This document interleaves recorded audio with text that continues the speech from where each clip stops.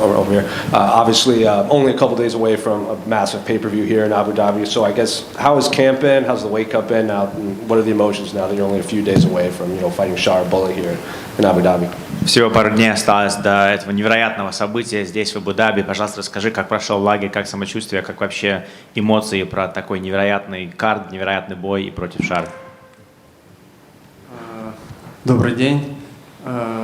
Лагерь прошел отлично, все прошло по плану, все замечательно. Очень сильно хотел попасть в этот карт. Слава богу, все получилось. Надеюсь, обрадую вас хорошей победой. How's everyone doing? Yes, the camp went great. Everything went according to plan. This is a card that I really wanted to be on. Hoping that the performance will be great, and I'll show you a great victory. Why specifically did you want to be on this card? Почему именно в этом карде ты хотел биться? Ну, в Абу-Даби очень много наших болельщиков с России. У них есть возможность приехать за нас поболеть. И для нас это дорогого стоит. И очень много внимания к этому карду всегда. There's a lot of people in Abu Dhabi that can come here from Russia. There's a lot of Russian fans here, people that give us support, people that really greet us here really well. Folks from our country can actually come here and support us freely. So this specific card had a lot of attention. So it's very important for us to be somewhere seen. And there's probably going to be more attention on your fight because of how popular Shara Bullet is. Have you felt kind of maybe more interview requests, more attention, more eyeballs on this fight just because you're fighting such a popular fighter? Наверняка именно к вашему бою будет очень много внимания, потому что ты бьешься против очень популярного бойца, поэтому тебе показалось, что тебя просят больше интервью, больше каких-то, пытаются больше тебя показать в этом бою, чем в другом. Да нет такого. Все как всегда, в принципе. Нет такого. Ну да, Шара на сегодняшний день очень хайповый боец. И я считаю, что это для нас обоих в целом очень хороший бой. Yeah, it really didn't feel that much difference, not too much attention. But yeah, Shara is very popular. He's got a lot of hype behind him. And I think really for both of us, this is a great thing. There's going to be so many people watching this specific fight. Do you think he deserves the hype? Ты думаешь, что он заслуживает этого хайпа? Ну, если вы это цените, вам это нравится, значит, он заслуживает. Well, if you think that he deserves it, you think you like this, then I guess he does.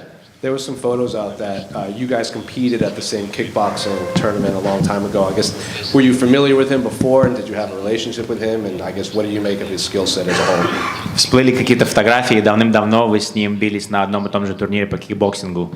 Насколько у вас с ним есть какие-то отношения, вы с ним друзья, вы с ним знакомы, вообще какие чувства между вами? Да, мы с Шарой знаем друг друга, когда-то мы вместе тренировались. Мы дрались на одном турнире, но не в одно время, в разное время мы проводили эти бои. Мы хорошие знакомые, мы не друзья, но мы хорошие знакомые.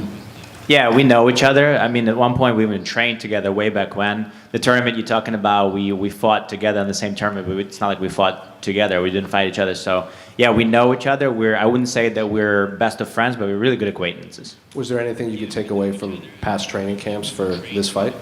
Из прошлых лагерей, или, может, тогда, когда вы тренировались вместе, может быть, что-то ты запомнил, что ты сможешь использовать в этом бою? Ну, безусловно, мы знаем его сильные и слабые стороны, как и любого соперника, поэтому боюсь все увидеть.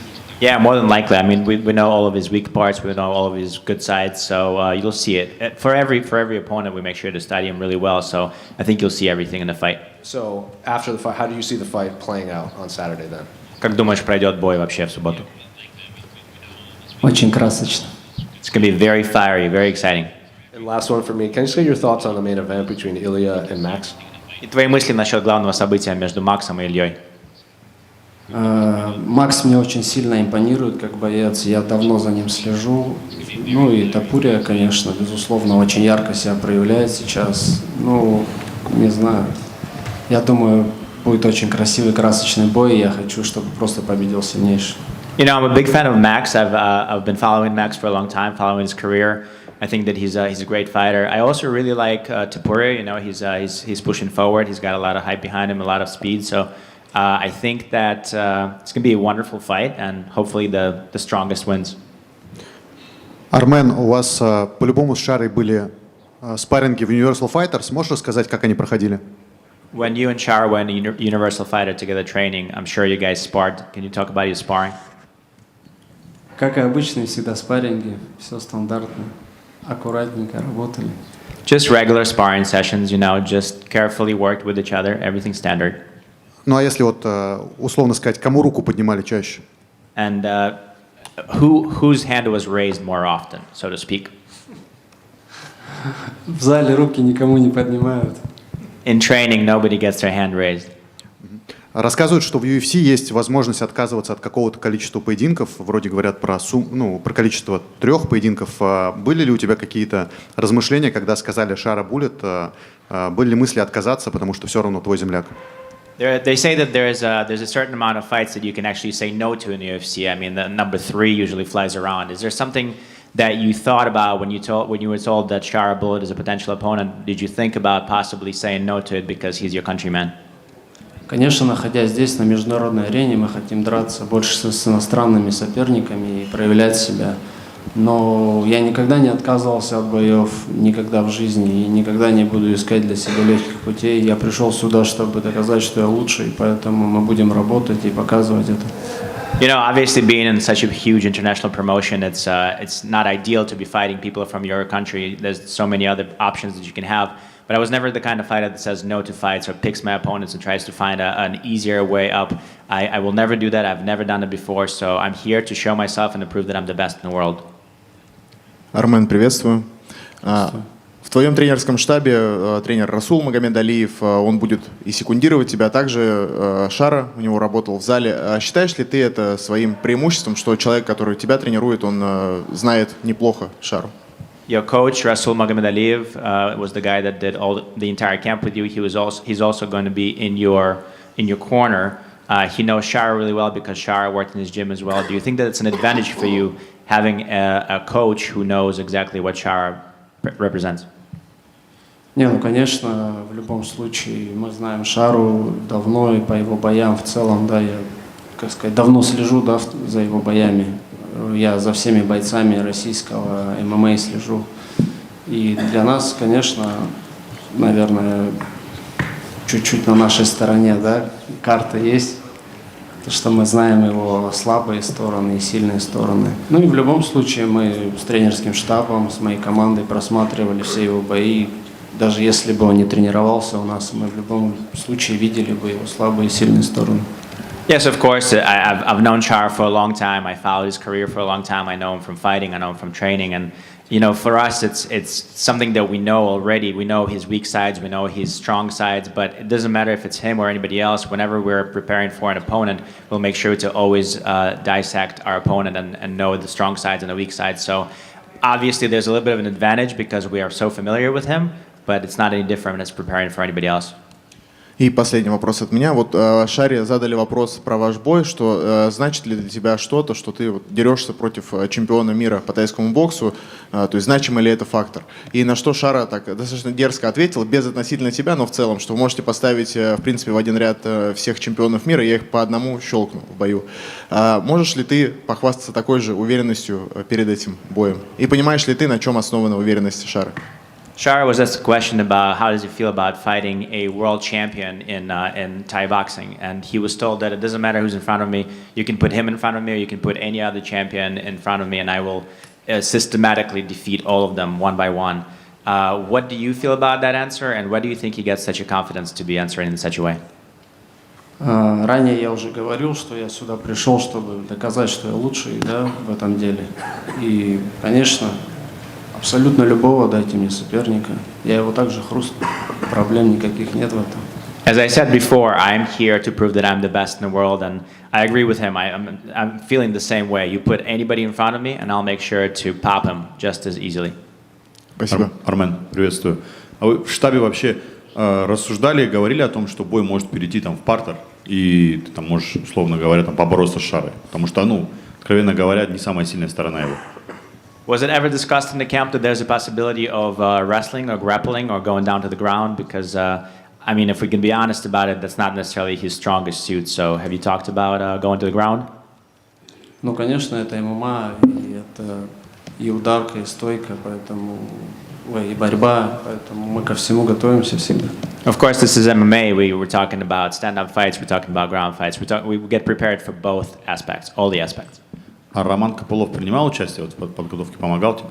Was Roman Kopylov part of your camp? Was he helping you? Нет, Роман Копылов в этой подготовке не участвовал. No, Roman was not part of this camp. Спасибо. Armen here. Hello. You represent Armenia also in a big stage, such as like UFC. What it means for you to represent the country Armenia? Ты представляешь Армению на такой громадной сцене, как UFC, на такой платформе, как UFC. Что для тебя означает представлять также и Армению? Я с детства еще мечтал, когда был маленьким, поднимать флаг Армении на большой арене. И моя мечта сбылась. Since I was a little kid, it was my dream to raise the Armenian flag on a huge arena. And now I'm living my dream. And the one as for me. You represent Armenia, also the main event. Ilia Topuria represents Georgia.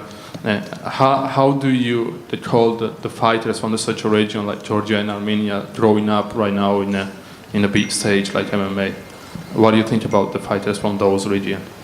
Ты представляешь Армению в главном событии, Илья представляет Грузию. Какие у тебя ощущения насчет того, что ребята из этих стран теперь выступают на такой громадной сцене и представляют свои страны на такой платформе? Безусловно, все знают, что я российский боец, потому что я вырос и родился в Сибири, и я дрался очень много лет за сборную России. И, конечно, я представляю, можно сказать, две страны, но здесь просто дали выбор, какую именно ты хочешь поднимать флаг, и как бы мне просто для себя, для моих родителей мне хотелось сделать так. А по поводу ребят, я считаю, что у них аналогичная ситуация, что они из маленькой страны Грузии, и они также гордо поднимают этот флаг и очень достойно представляют свою страну. You know, it's not a secret. Everybody knows that I grew up in Siberia, in Russia, and I fought for the Russian team. And you know, I'm a Russian fighter just as much. And so, when I was given a choice between what flag to raise up, it was important for me to raise up the Armenian flag, not only for myself, but for my parents. It's a personal choice to represent a country like Armenia on such a huge stage. And when it comes to the other guys, when it comes to the Georgian guys as well, I think it's the same. You know, it's a feeling that you have in your heart. You come from a tiny region, from a tiny country, and to be able to represent it on such a huge stage is very important.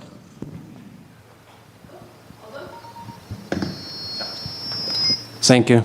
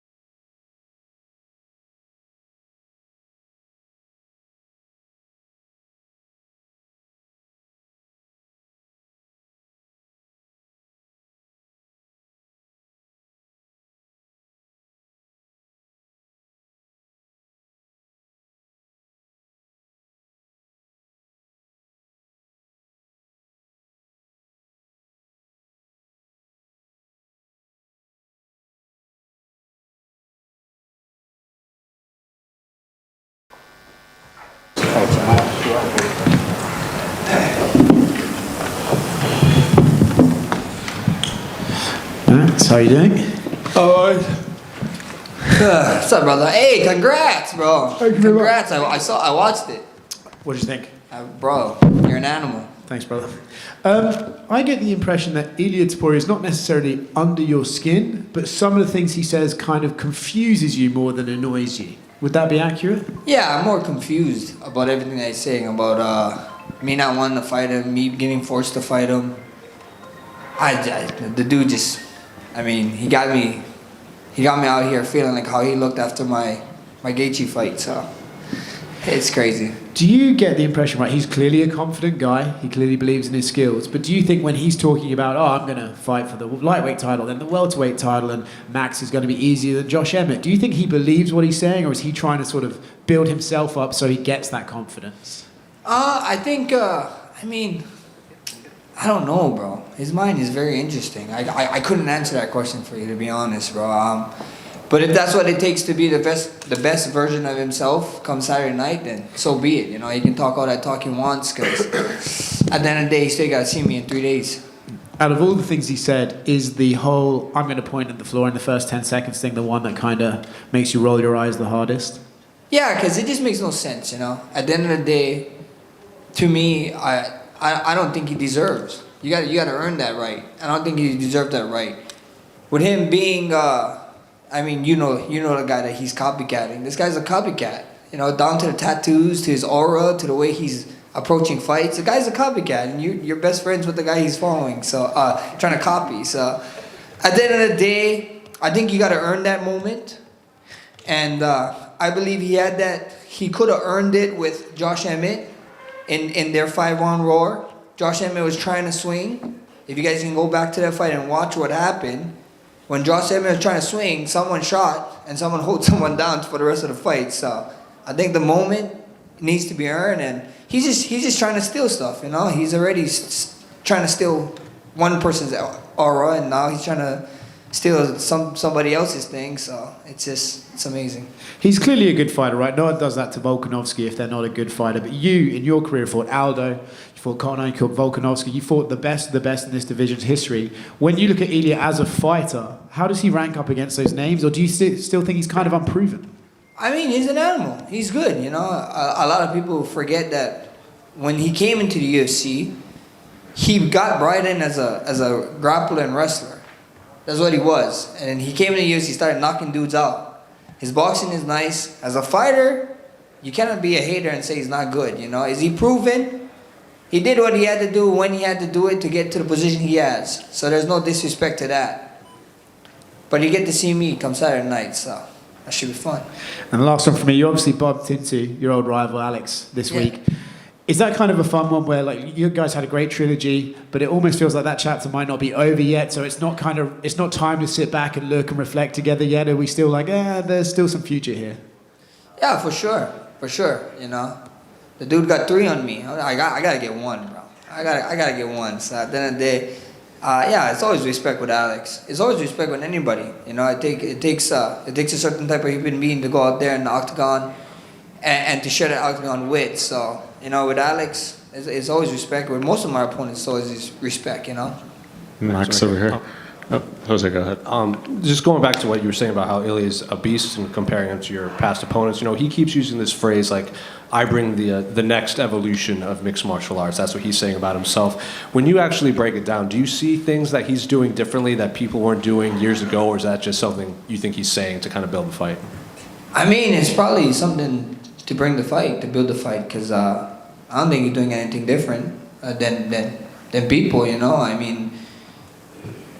Everybody strikes, everybody wrestles, everybody judos, Greco-Roman, whatever you want to call it. Everybody does this. This is mixed martial arts, you know, and he's putting it together pretty well for himself. But like he's saying, this new generation. I'm only a couple of years older than him, so you know, I've been here, done that. Like I said, a lot of people keep forgetting how young I was. You know, like I said, when I think ESPN posted it. When I was his age, I had like all my title wins and title defenses already. So that's just how that goes.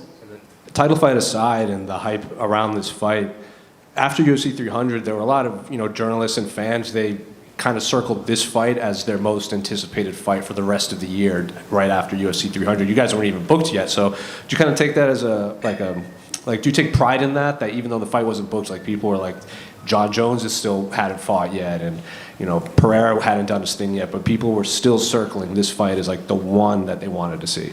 For sure, man. When your name is put up against guys like Alex Pereira and John Jones and people, and these guys are still fighting. There was fighting this year, there was gonna have fights this year, and when you put those names against our names and they said this is the fight that everybody wants to watch, I mean, that's pretty amazing, At the end of the day, I'm just stoked to be talked about in that sense. And when Alex Volkanovski did his breakdown of this fight, he said that he's not sure that he can fight through being uncomfortable with you. He kept using that word, if it gets in the later rounds, Max can make this uncomfortable. Is that how you see the fight playing out? In the later rounds, you can kind of take him out of his element and make this fight uncomfortable? Yeah, I mean, we see what happens. You never know. You never know what can happen. Your boy been touching people on the right spot and been putting them down. So that's always fun. And at the end of the day, we see what happens. I know he talked about his cardio. He believes he has cardio, but most of the time, his cardio is outshining the opponent's cardio because he's hurting them early in their fights, And the beautiful thing is, guys, I just cannot wait, man. I can't wait. It's going to be something special. Tune in Saturday night. And last one for me. I'm sure you saw it, but Power Slap champ, Crazy Hawaiian, told the story about how you stepped up on him when he was a senior, when he was too high in class. Yeah. Is that how it actually played out? Brother, I was just trying to learn, bro. And I didn't say shut the hell up. I said I said some other words. And we had some other words. And I was training already. They knew who I was. He has a younger brother that was my friend. So I think that probably helped too. But I was just trying to learn, bro. Bro, please shut the hell up. And I was just like, bro, I'm in class. I'm trying to learn. Be quiet. And we know he was older. It's like, bro, you're down here for a reason. Shut up, I'm trying to learn in class. Leave me alone. Was he still that big at the time? Oh, bro, he was huge, bro. He's huge. Maybe a little bit smaller, but he's still big. And I was much smaller, bro. I was like a 135 or 125 or soaking wet. So that's crazy. Max, right here. So I was at the UAE Warriors event last night, and there was a Gracie member fighting on the card, and he was losing 2 rounds, and then the third, he pointed to the center of the cage, and then about 30 seconds later, he was butt scooting in that same area on the cage. I just wanted to get your thoughts on that, and can we set the record straight on how you're allowed to point to the middle and what circumstances allow this? I mean, everybody can point to the middle, bro. It is what it is, but what you're gonna do to the middle, if you're doing it because of the way I'm doing it, you cannot step back. You gotta go in there and step in the fire and throw. But who knows, bro? Some people they point it down and they shoot after. Maybe that's their secret move, or point it down and booty scooting now. So that's pretty cool. I'm curious, do you think this win, if you get this title back, will be more meaningful than the first time around, just given the time in between the title reigns and everything you've had to overcome to get back here? Never. I mean, I don't know for you guys, the way you guys look at my career, but personally, fighting a guy who I stood idolize and what he's doing, the dude is still fighting, bro. What the hell? Does he age? I mean, I saw somebody talking about how they might be lying on his age, and he's still moving like that. It's just crazy. And to fight the King of Rio in Rio, to win it the way I did, nothing's gonna ever top that moment for me.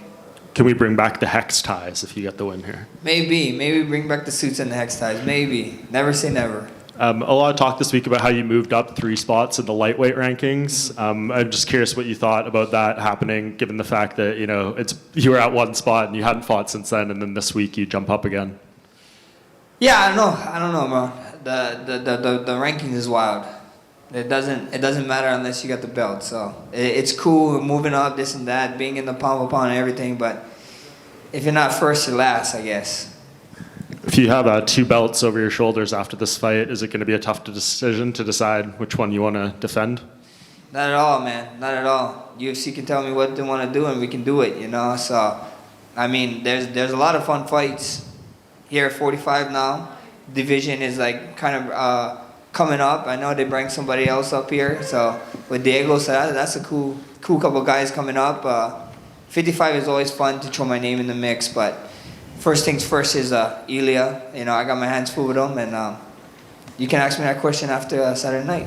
Yeah, I guess, going off that, you want to wait till after the fight. But Volkanovski, he really wants to fight in Australia, and he said, he wants you to win because he thinks you're more likely to go there and fight him in February. Do you think he's maybe on point with that analysis, at least, that you're more likely to take that fight there than Ilia? I mean, we see what happens. First things first is Ilia.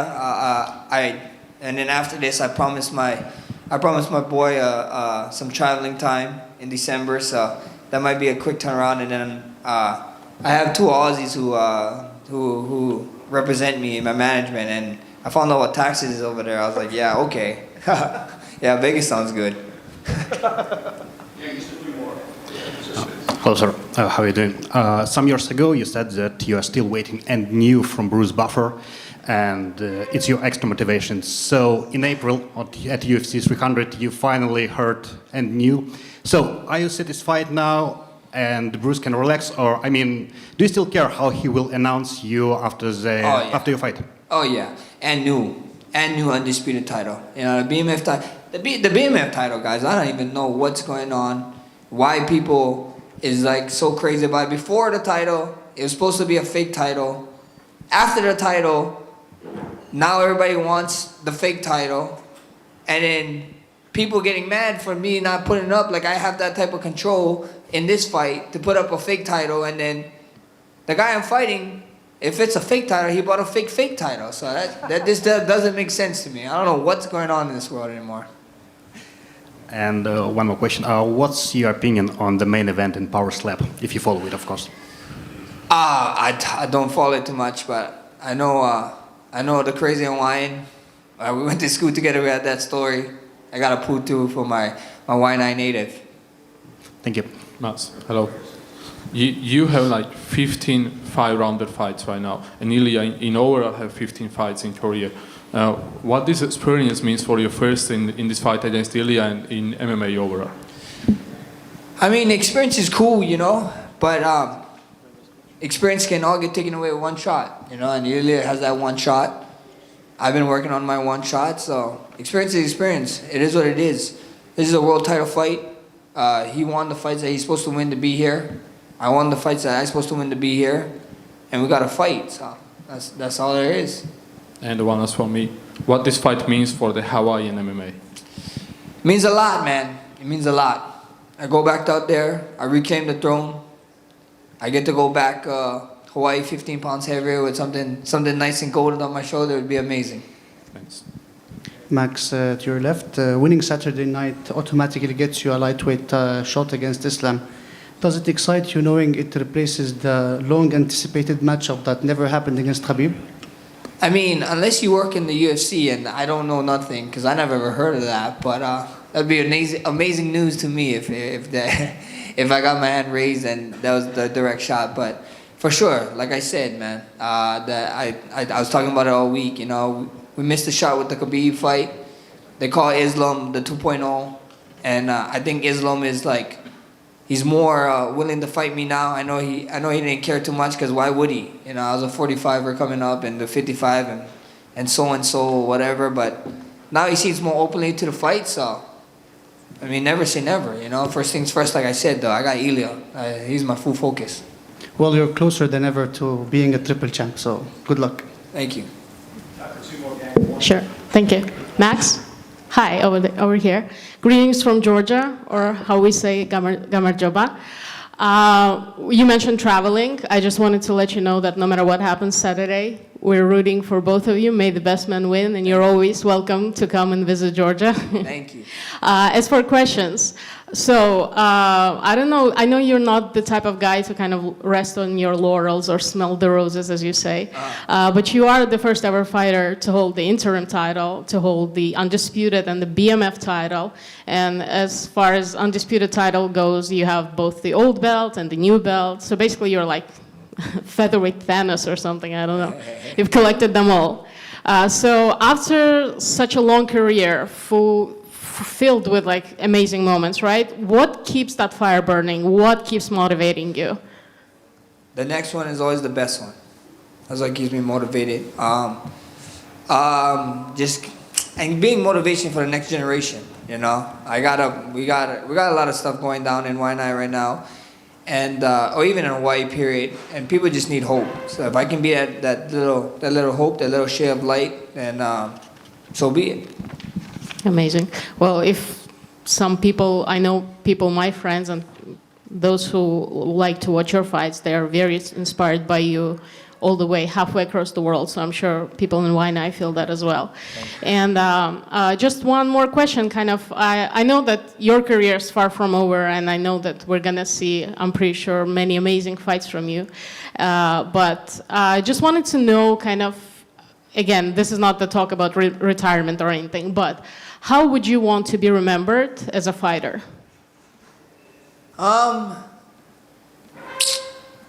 Actually, not even as a fighter. I just want to be remembered one of the greatest people. Just a great person.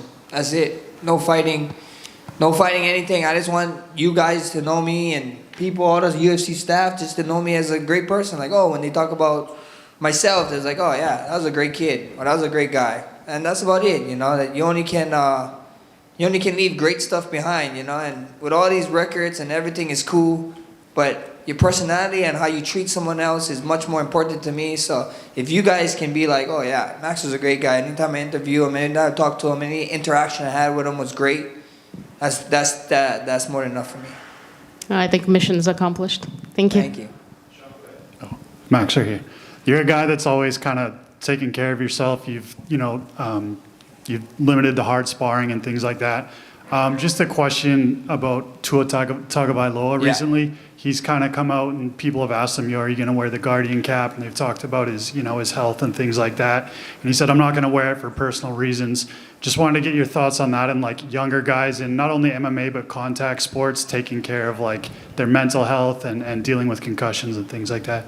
Yeah, I mean, Tua's Polynesian, bro. He's Hawaiian. So that there goes why he wants to do that. And he's an animal, bro. And I mean, bro, the dude is worth so much money. They got to be knowing what they're doing, you know. And the main thing I would say to what you're talking about is take care of your guys' brain. Try and find brain health. Learn about brain health and do the right things, you know. You only get one brain, guys. You only get one brain, and once that thing starts deteriorating, it's not like anything else where you can grow it back.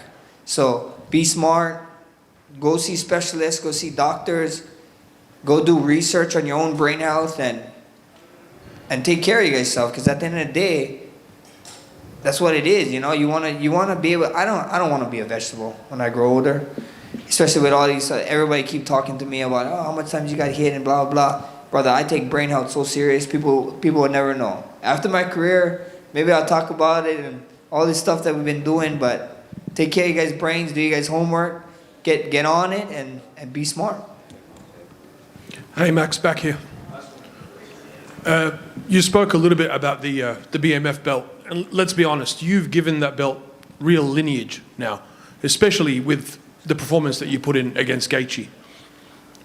Another person who is pretty BMF in my opinion, Dan Ige, taking Lopez on 4 hours.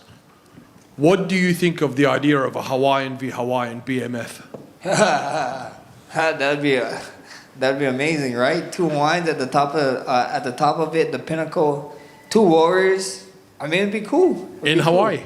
In Hawaii, that's probably not gonna happen. That's something that it's not a UFC problem with Hawaii, guys. It's a Hawaii problem. I don't know what's going on in Hawaii. I don't know why they give us so much hard times. When I had the belt and we had opportunities to do it, but it's an Hawaii thing, bro. It's a Hawaii thing. But next big thing would be probably in Vegas. But with that, two Hawaiian fight for a BMF belt, I couldn't see something more fitting. That'd be funny. Best of luck, champ. Thank you. Thank you.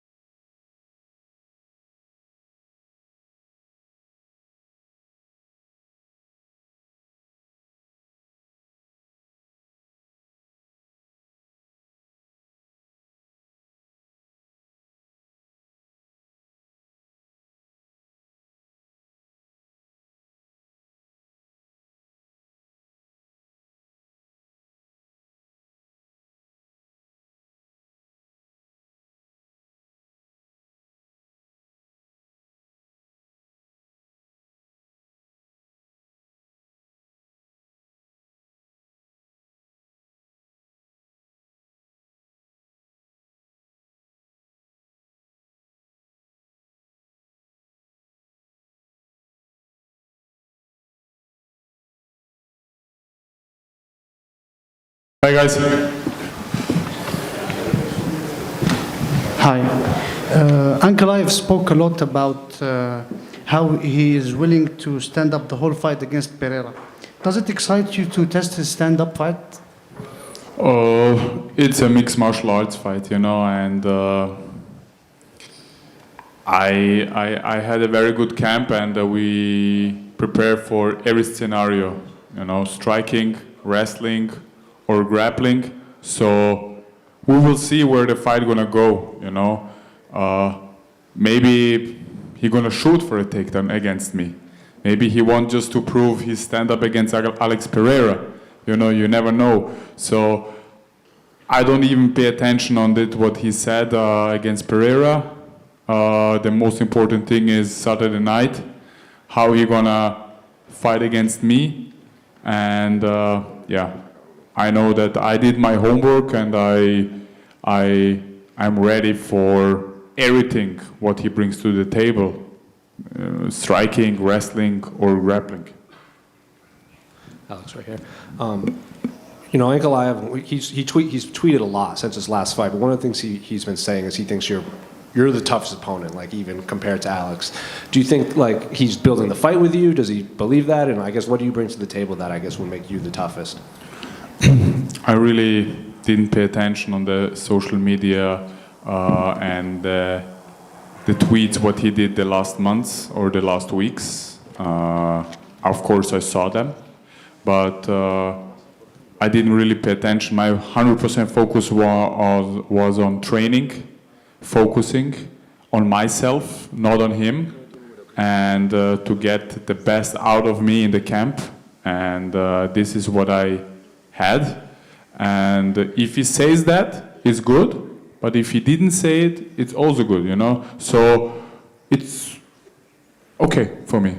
And I think this is your first time since 2019. You've had 2 fights in the same calendar year. So I guess how has camp been knowing that you can, you're healthy and you can continue fighting more than once a year now? Finally, I was dealing with some injuries, and but I think not. No, I don't think. I know that consistency is the key to get the victories and get that victory on Saturday. And 4 or 5 months I fought, and now again, and I want to stay active. I'm healthy. I have no injuries, and I hope after the fight also no injuries, and to finish the fight and to relax a little bit after the fight with my family, and then get back to work and work my way up to the title. Many fans thought maybe Ankalaev would get the title shot, and then when he was matched up with you, Alex said that maybe the UFC thinks you're too boring in terms of Ankalaev might be too boring. Do you think he gets kind of a bad reputation for being boring when you watch him? I really don't know what went back and forward with Magomed and his manager and the UFC. There's only the UFC knows why they decide Khalil to fight against Pereira. But what makes me really happy is that the UFC gave me Ankalaev, and I honestly believe that if I didn't put a good fight on UFC 300, doesn't matter the result, I would never get that fight. And when I got the fight against Ankalaev, the name, I immediately say yes, because he is number 2 ranked, and behind Jiri Prochazka, who lost twice against Pereira. So this is the best matchup for me, and stylistically, it's going to be a better matchup for me than Jiri Prochazka. Well, going off of that, like Chael Sonnen said that he thinks fans forgot how good you were, and a lot of people are saying, if Ankalaev wins, he's going to fight for the title and everything. Do you think they're not realizing that if you win, you could also get the next title shot as well? Are you viewing this as an actual #1 contender fight? It's time to remember the fans and the people in the UFC who the Rocket is, back in the days. So I'm ready to crash the party on Saturday and to mix things up. And just last one for me, unrelated to your fight. Can I get your thoughts on the main event between Ilia and Max? I like both. I mean, this is the 3rd time fighting with Max on the same card. I know him better than Ilia, but I really it can go back and forward, you know. There are some stats like Max never been knocked out, and Ilia has a very good boxing. Of course, he's a mixed martial artist, so I really cannot answer this question. I'm very excited by myself. Hey Alex, so after watching these last fights, like controversial decisions from the judges, do you feel like you have the pressure to finish the fight, to finish Ankalaev? I have no pressure at all. You know, I am ranked number 5. He's ranked number 2.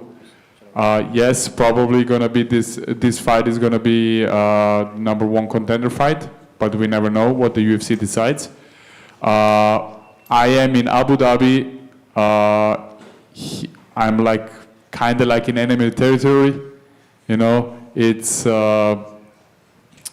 territory of Magomed Ankalaev, and he need to have pressure, not me. And I go in and being ice cold and see my chances where I can finish the fight if I can. If not, my mentality and my plan for this fight is just to go in and to dominate from second one to the end of the fight.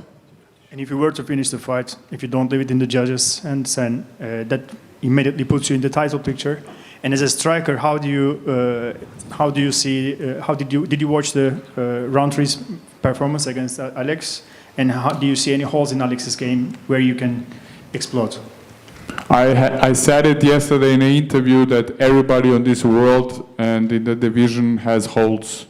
Doesn't matter if it's Alex Pereira or John Jones or somewhere, everybody has holes, and this is the beauty of the sport, of the MMA sport. You have always room to improve.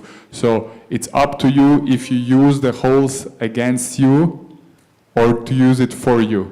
And the fight against Khalil and Pereira was amazing, was a brutal stand-up battle, but come on, this is an MMA fight, you know, and probably maybe if Khalil mixed things up, he would have better chances. You never know. I don't know the level of Khalil's wrestling and grappling, but for the fans and for the UFC, it was a great fight, and yeah, great victory by the champ.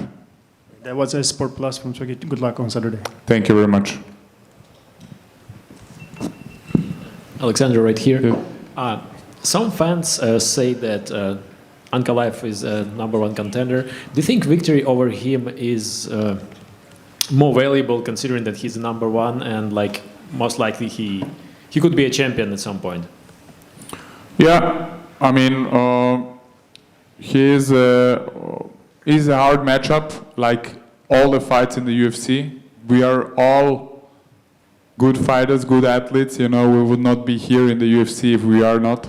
So it's all about the details, and yeah, I'm here in that era, you know, I want to fight the best, and I want to beat them, you know, when, because I don't want to regret any things when I'm getting older and retired to not fighting the best. So fighting Ankalaev is one step ahead for my dream to become a UFC champion and to fight Alex Pereira. And this could be possible on Saturday night after a great performance. But do you agree with the opinion that beating Ankalaev is pretty much like beating a champion?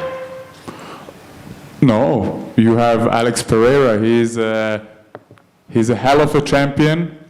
He is very good at it, and he is active. You know, he did 3 fights this year. I mean, and he finished all 3 of them. So you are not the champion only by your record or by your name or where you came from. You're the champion what you put into the octagon, you know, and the people loves him in Pereira, and the UFC loved him, and he do a great job. So this is all about the champion. Thank you. You're welcome.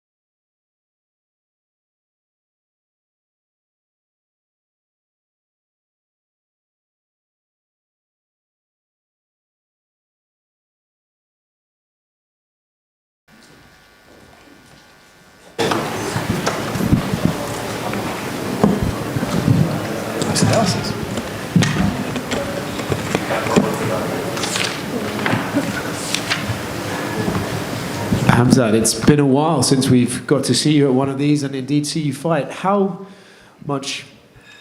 painful has it been not being able to compete as much as you want to?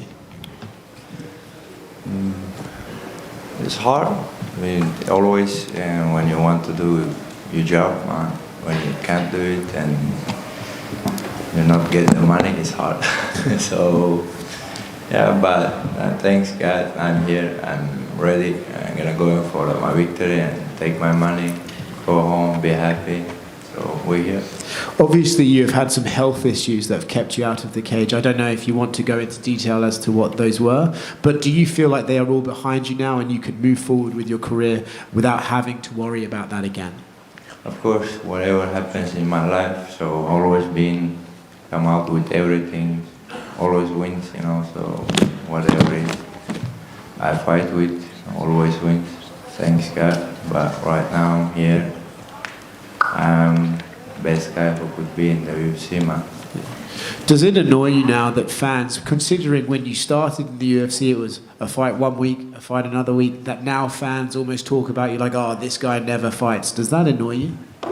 No, why shouldn't it? Why should these things do something? You know, like beginning in my career, I was like that. So why this guy this, that, man? This is just only fans, you know. So whatever they say is not nothing personal for me.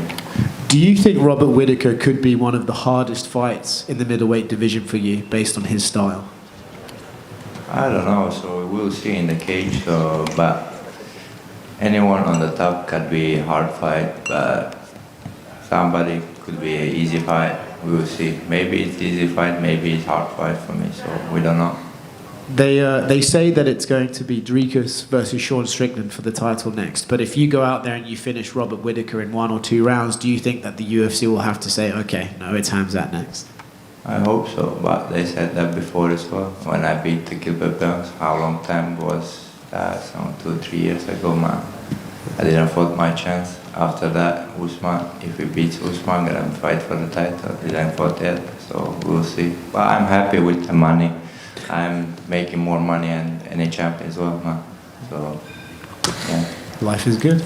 Yeah. How do you think this fight with Rob will go? Do you believe he will be able to stop the onslaught that you bring in round 1 and round 2 and maybe take you to the championship rounds? Or do you think that he won't be able to handle your wrestling and aggressiveness? I don't know, we'll see. And you know how to lose. We don't know. So I'm ready for victory. Comes out right here. On the countdown, it showed you with your new team and your new gym. So I'm curious, how has camp been and any of the changes you made from your old one outside of no longer training to exhaustion every single time? What was it? It said, it showed that an interview that in your old camp you would just train so much until you were exhausted, and now you're taking a much more scientific approach and rest with your new team. So how has camp been with your new team?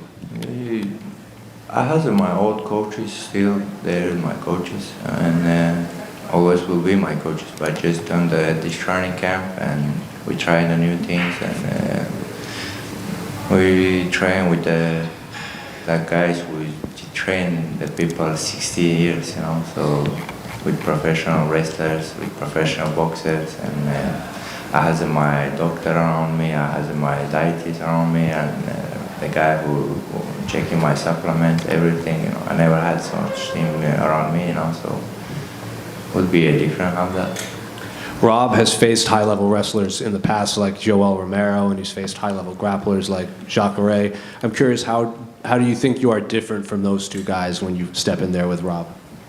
They are not MMA wrestlers. MMA is different, you know. So you can be Olympic champion, but if you get Olympic champion, me and MMA wrestling, I could beat him easy. So this is different, you know. So I'm not just wrestler. People thinking about like I'm not just freestyle wrestler, you know. MMA wrestler is different. And say Rob does be able to stop the takedowns early, do you think you would also hold the advantage if the fight stayed striking and you could knock him out on the feet? Who did stop my takedowns? Nobody. No one yet. So I don't think so. This guy will be different. So if Kamaru Usman, he's a been a great champ, and he took down everyone. But I took him down. I dominate him, in the rounds, and easy. And what's gonna be different with Taekwondo or Karate guy and against like Usman guy, being a wrestler. He was professional wrestler before. And then last one for me, unrelated to your fight. Can I just get your thoughts on the main event between Ilia and Max? It was a hard fight for both. If he's gonna be on the stand-up, it will be hard. But if Ilia uses his background and jiu-jitsu and wrestling, I think Ilia can win much easier. Khamzat right here. 5-round fight this time, and the past 2 times where you've gone the distance against Kamaru and Gilbert, people have criticized your cardio. Do you look forward, if Robert can make it to those 4th and 5th rounds, to showing how strong you can be later in a fight? Everyone talk about my condition, but nobody see what I do with these guys, So I always fighting, I'm not that guy who is jumping around and trying to save my gas station, So I go always all in, So I like to go and finish somebody. I try to finish the guys. If it doesn't work, I'm gonna go all distance. Doesn't matter, man. So I'm here, just win my fight.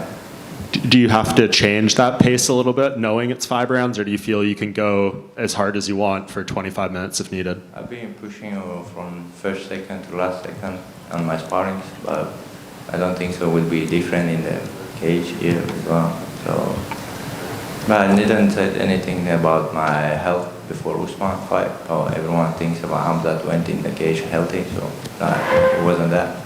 I was sick on the morning before the fight, so I don't find the excuses like don't crying like I had that short notice like Usman.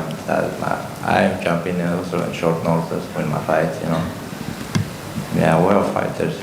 We don't need to find some excuse. If I lose, be a fighter. Just shut up and go home.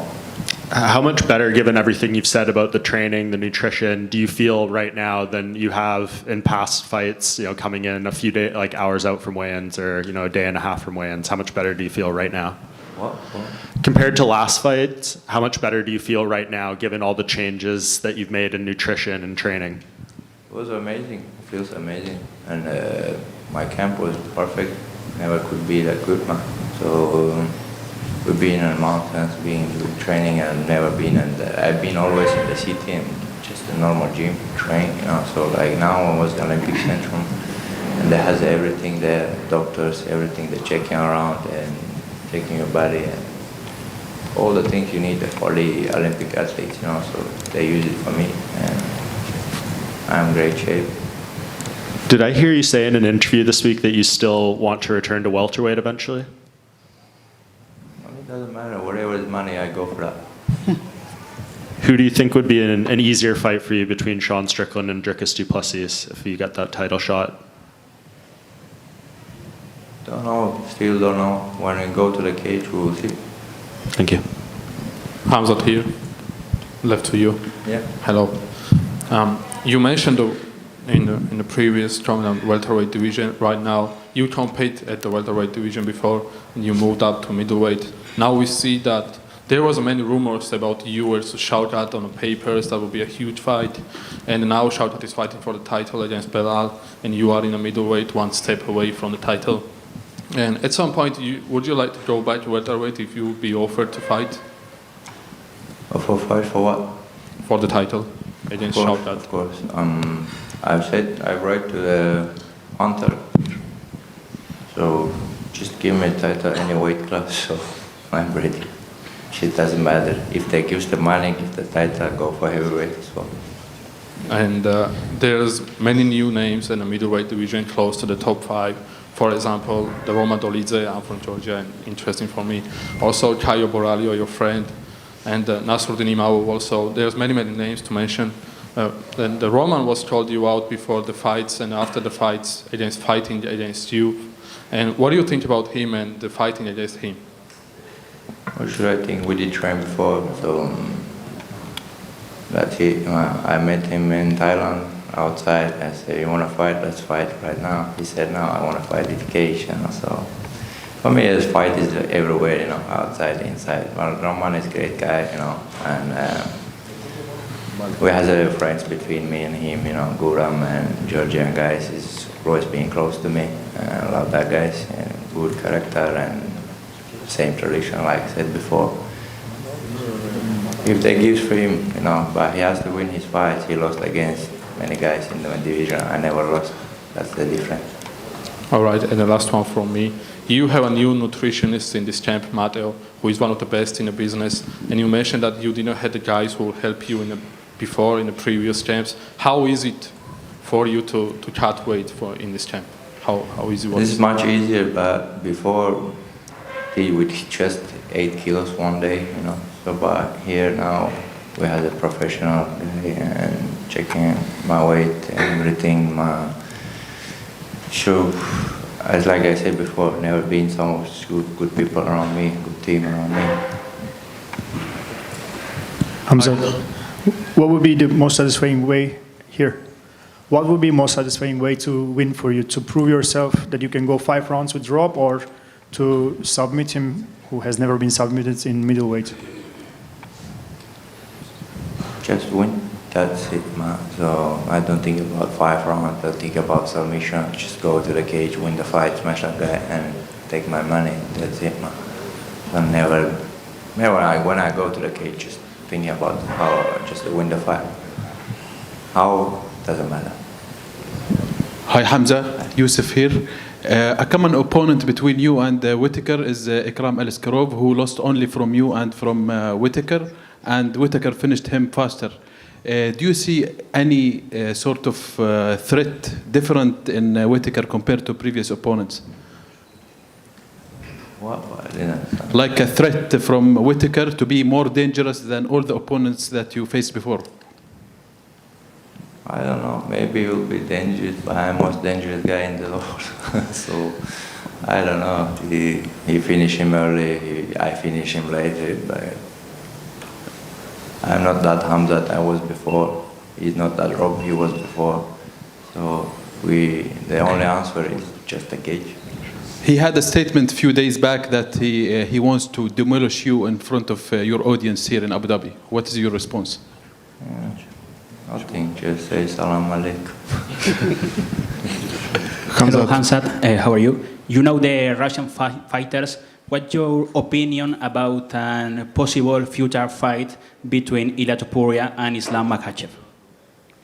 I don't know. So they have some Twitter war now. So these both guys has to fight. The only answer for that is a cage. You know, like I said before. We never know. Everyone can say, I can say, I want. If you ask me, in my mind, in my head, I can beat anyone. So, but just only answer is just a cage. Khamzat, приветствую. Здесь слева. Приветствую. У тебя был очень непростой последний год, был отмененный поединок, у тебя очень многое поменялось в тренировочном процессе, и для многих людей сейчас загадка, каким именно ты вернешься ли ты тем Кhamzatом, которого все помнят, загадка ли это для тебя, и можно ли сказать, чувствуешь ли ты, что ты, допустим, находишься в лучшей форме за всю свою карьеру? Да, я чувствую себя отлично, но таких тренировочных лагерях я никогда не присутствовал. И такого круга тренировок, и такого профессионализма вокруг меня не было. Я там уличный парень, вот вырос на улице. У меня просто было все бои, это драка. Но сейчас чуть по-профессионально подходим. И мне нравится это. Сейчас чувствую себя отлично. Думаю, должен быть лучший Khamzat, который был в клетке. Роберт Whittaker последний раз проигрывал сабмишеном 13 лет назад, это было еще за пределами UFC. Есть ли у тебя, знаешь, такая цель, может быть, для себя, стать первым человеком, которому получится удосрочить Роберта Whittaker на земле? Цель победить, так, цель сабмишеном или нокаутом, мне без разницы. Самое главное зайти туда и давить этого парня, пока что он не сломается. Там какая победа не была, мне без разницы. Ассаламу алейкум, Khamzat. С 1 ноября вступят в силу обновленные правила, согласно которым можно бить локтями 12-6 по прямой линии. Так, например, можно бить локтем в область виска. А даст ли это какое-то преимущество тебе в боях, потому что ты доминируешь как раз в партере? Конечно, для всех будет лучше. Борцов, для борцов будет лучший вариант, который добивать можно. И можно травмировать ребят, но, к сожалению, спорт такой. Можно кого-то, если висок, я не знаю, зачем ведут этот для виска опасное место, которое бить локтем еще. Ну, наверное, им виднее. Не знаю. Артур Бетербиев поразил людей, как умеет одной рукой крутить 20-килограммовый гриф для штанги. Вы с Артуром примерно одного веса, а смог бы ты также прокрутить гриф? Гриф не знаю, но людей я крутить умею. Assalamu alaikum, Khamzat. Alaikum salam. How are you? Good, thank you. How are you? Alhamdulillah. Hamza, a few of your critics have said, look, Hamza in the beginning was fighting 2 fights in 10 days, super hungry, super aggressive. Now he's famous, he's rich, he's done really well, he's made the UAE his home. He's not as motivated as he used to be, he's not the hungry wolf. What do you have to say to those people who hold that opinion? Money is not changing the people, you become the same you are, man. So I'm same Hamza than been before. So the people think like if you change the clothes, if you change, get the money and you get the, no, you stay same man. So whatever is changing your life, I'm Hamza. Best of luck today, Hamza. Hamza, to your left. We are all used to you with your old haircut. Are you willing to cut your hair before the fight, or this is a new version of Khamzat? I don't know, many people asking about me, why you don't shave your hair, man. But if hair helps, man, should Ortega be best fighter in the world? No, you look good like this He too. has a long hair, man. Good luck. Thank you. Хамзат, салам алейкум. Справа от тебя. Чувствуешь ли ты дополнительную ответственность, учитывая тот факт, что вот с августа месяца чеченские спортсмены достигли там, ну, в мире там, небывалых высот, там, Разамбек Джамалов, Бетербиев, соответственно, вот, Бахрам недавно выиграл.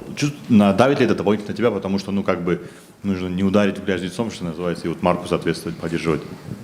Нет, конечно, мне это радует и мотивирует эти ребята. Я видел все бои, Бахрам тоже нокаутом выиграл, и олимпийский чемпион у нас стал, и Артур Бетербиев, такого СНГ, такого боксера, даже и в мире не было. Они спели такого 7 поясов, 7 поясов. Для меня это мотивация, не давит никак. И победа и поражение от Всевышнего, мы это понимаем, поэтому мы спокойны. Хамзат, мы тебя впервые видим в очках на пресс-конференции. Расскажи, это новый образ или что-то со зрением случилось? Нет, никакой новый образ, просто мне, когда читаю, и двоится в правом глазу, поэтому так. Ну, у меня это давно было, просто не хотел носить очки. Ну, сейчас уже доктор сказал, надо носить, поэтому носить. И еще по поводу Артура Бетербиева. Разговаривал ли ты с ним после боя с Дмитрием Биволом, и было ли какое-то наставление от него возможно? Ну, наставление, когда мы виделись, что он мне давал, ну, такой чемпион, такой, с таким багажом, может научить тебя многому. Я еще новый в этом спорте, ну, в сравнении с ним, можно сказать. Ну, я просто поздравил, он ответил на это и все. Hello, hands up. Okay, what's your opinion of Ilia Topuria, like a champion as a fighter? Great champ. That's it. Thank you.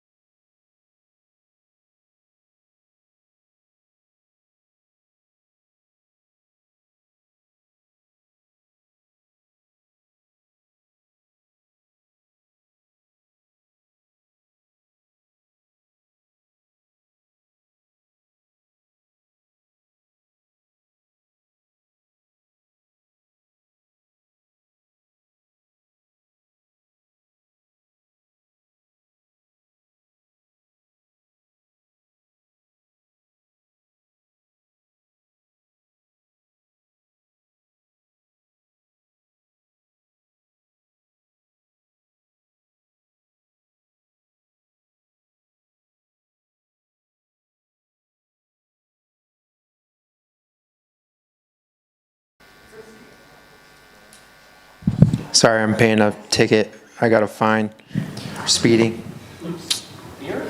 Yeah. How much is a fine in Abu Dhabi? 195 AED. That's Sorry. They said pay it immediately. I don't want to go to jail. Especially here. Okay, we're good. Dan, I think when people were expecting you to step in short notice, on 4 hours notice, your next fight would be something of a reward, and now people are looking at you getting this vicious contender as if you're somehow not being rewarded, but I imagine this is exactly what you want, right? The toughest fights to propel you up the rankings. Yeah, I mean, I understand the perspective, but, I see this as a reward. I get to fight a guy above me in the rankings. Yes, he's undefeated. He's been tested against some, worthy contenders, but I don't know. It comes down to self-belief. I have belief in myself and in my team and the game plan that I believe we have the game plan to beat them. And, that's the beauty of the sport. Odds and all that aside, like anything can happen in MMA. So I'm going to look to go out there and be the first person to beat Lerone Murphy. And I truly believe I could do so. I think sometimes in MMA, these wild things happen that sort of cement a guy in fans' mind. Since you took that fight on a few hours' notice, have you felt a new level of respect from the fans? You're always a fan favourite, but now do you think you'll be remembered forever as the guy who could step in on any moment's notice? Definitely, to receive, the attention from the fans, the media, I definitely feel the love. Doesn't change anything about me. It is nice, it's nice to get that recognition. All my close friends and family know that about me, but now the whole world knows that about me, that I'm just, a gamer. This is my life. I dedicate my life to the sport and just my life as a martial artist, training day in, day out. It's a stay ready mentality. And when opportunity knocks, you got to be ready. When you bumped into Volkanovski, was there a little bit of like, haha, I went into like shorter notice than you? Yeah, no, we joked about it. We talked about all the memes. That's why we took that picture. It was kind of cool, we did that little collab post. I respect Volk a lot, but yeah, we were talking about that. Just both of us having to fight each other, but none of us get any time or notice. We'll just randomly find out that we're fighting, and I don't know, it's all jokes. They just call you on Saturday morning and say, hey, you two are up today? Yeah, we're fighting. Hey, you guys are fighting. Yeah, exactly. Right. Lerone Murphy, obviously incredibly athletic, explosive, great striker. When you look at him, where do you find success compared to his skills? I believe we're pretty similar in a lot of ways as far as, our abilities to fight out of both stances. He's a little longer, a little more methodical with his movements and his feints. I definitely believe there's a pretty big power differential. I'm not going to go out there and, look to only land big power shots, but I think you'll see that difference in the fight, though, when I hit him versus when he hits me. It's going to be a great fight. I can't wait to go out there and test myself against a guy like Lerone. I have a huge, we're the same in age. A lot of people talk about him as this, young killer up-and-comer, but, we're both 33 years old. He's got six or seven fights in the UFC. This is my 18th fight in the UFC, and I fought nothing but high-level competition. So I think that'll play a fair part into the fight, just experience. I've gone 3 rounds. I've gone 5 rounds. I know not to let the moment get too big in my head. I know how to live in the moment, and I'm excited, man. It's going to be a great fight. Hey, Dan, over here. One question from me. We had Max Holloway here, not this one, the one before. And I said to him, look, when we talk about the lineage of BMF, there's not much more BMF action than taking Lopez on 4 hours' notice during a massage. What do you think about the idea of Hawaiian v. Hawaiian for the BMF? And he said that would be a great fight, and he's up for it. What do you have to say to that? That's crazy. That's what we do. We growing up in Hawaiian, even friends, we fight each other. Growing up in school, that's just kind of how we solved our problems. I love Max. He's a great guy, but he's the blessed man forever. BMF, whatever you want to call it. I have nothing but respect for him. But if that comes on the table one day, you never know. Anything can happen. Good luck this weekend, champ. Thanks. Down to your left. Should we expect another 50K this Saturday? At least, man. At least 50K. I wanna go out there and do something great. I wanna raise the bar. Not saying they need to increase bonuses, but I think there should be a tier system to bonuses. You know, like a rear naked choke is like, okay, that's 50K. A sweet one punch knockout, walk off KO, maybe that's 75 or 100. I don't know. I'm gonna go out there and plan to do something great, and you guys all get to find out Saturday. What is it, a flying knee? Flying knee, that's a good one. Yeah, flying knee, that's a good 125. Good luck. Thanks. Dan, you made a post this week on Instagram. You said, "Listen, man, when I'm having fun, that's when I'm at my best in the octagon." So realistically, like, what does having fun in the octagon look like for you this weekend? Dude, dude, that was weird. I heard someone whisper like right behind me.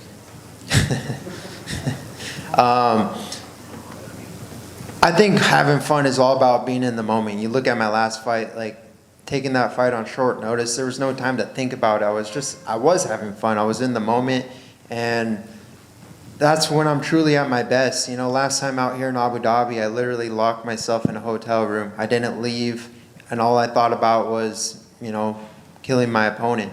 And it was Calvin Cater, and he was out there riding jet skis, going to Formula One tracks, and I'm just like, look at this guy. He's not even serious. He's not focused on the fight.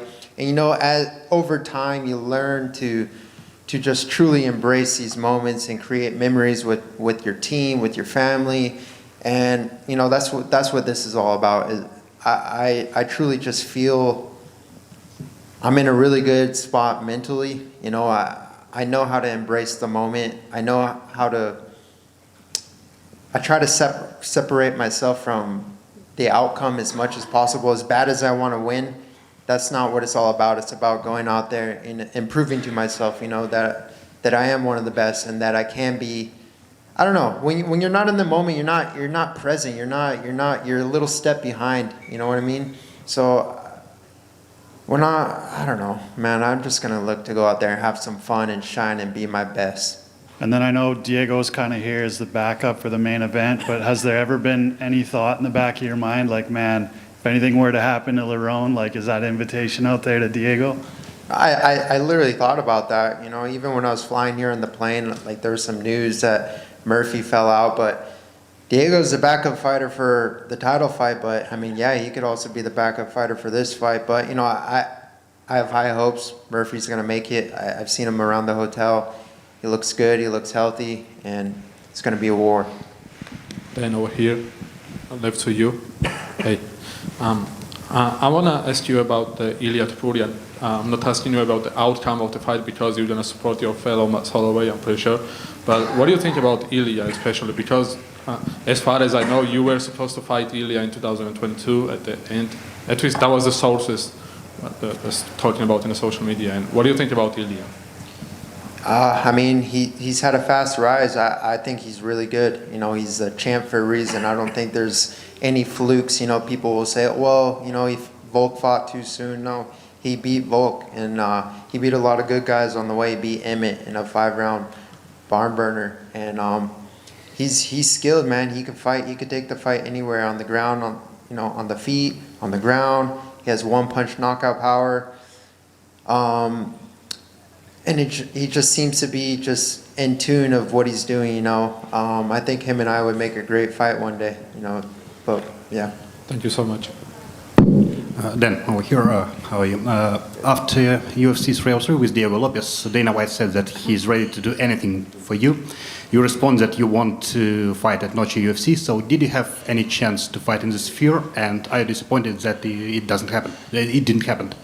You know, I wasn't too caught up on that. There was some small talks that night. You know, I talked to Sean Shelby in the back, and it all came down to matchups, right? You know, being a Mexican Independence Day, they wanted to fill the card with Mexicans, so I had to find a Mexican opponent.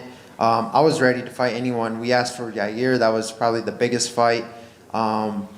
But he wasn't ready until November, December, and then we asked for a couple other guys. I know I was scheduled to fight Chepe when my other opponent got hurt, and that just didn't work out, but it is what it is. We got Lerone Murphy, Abu Dhabi, huge card, UFC 308. It's stacked from top to bottom, and I'm on the main card, so no complaints. Dan, right here. I know your drive to fight is pretty much unmatched, and you don't really need any extra motivation, but to see what Francis Ngannou did last weekend, your teammate, was that like an emotional or physical lift in any way for you? Definitely, man. That was huge. That was a huge win, not only for him, but for me, my whole entire team, for Eric, and just, you know, coming here, bringing great energy. We're all super excited. We're happy for him. We're happy for the team. And if anything, that just, it helped to add fuel to the fire. And, you know, now it's my turn to go out there and I have a chance to do something great. So here we are. And I'm sure you've heard this one before, but Lerone Murphy says he's going to be the first person to finish you. Is that just like old hat at this point when these guys say this? Yeah, I mean, a lot of guys had their chance to be the one. I went in there with the heaviest hitters. You know, I've faced the best of the best. Everyone can be beaten. Everyone has a chance. I can be beaten, obviously. I could be finished. I get, you know, I lose rounds in the gym. I've been submitted. It is what it is. But when it's time to, you know, when that cage door closes, you know, it's a different story. I'm not easy to finish. So, thanks.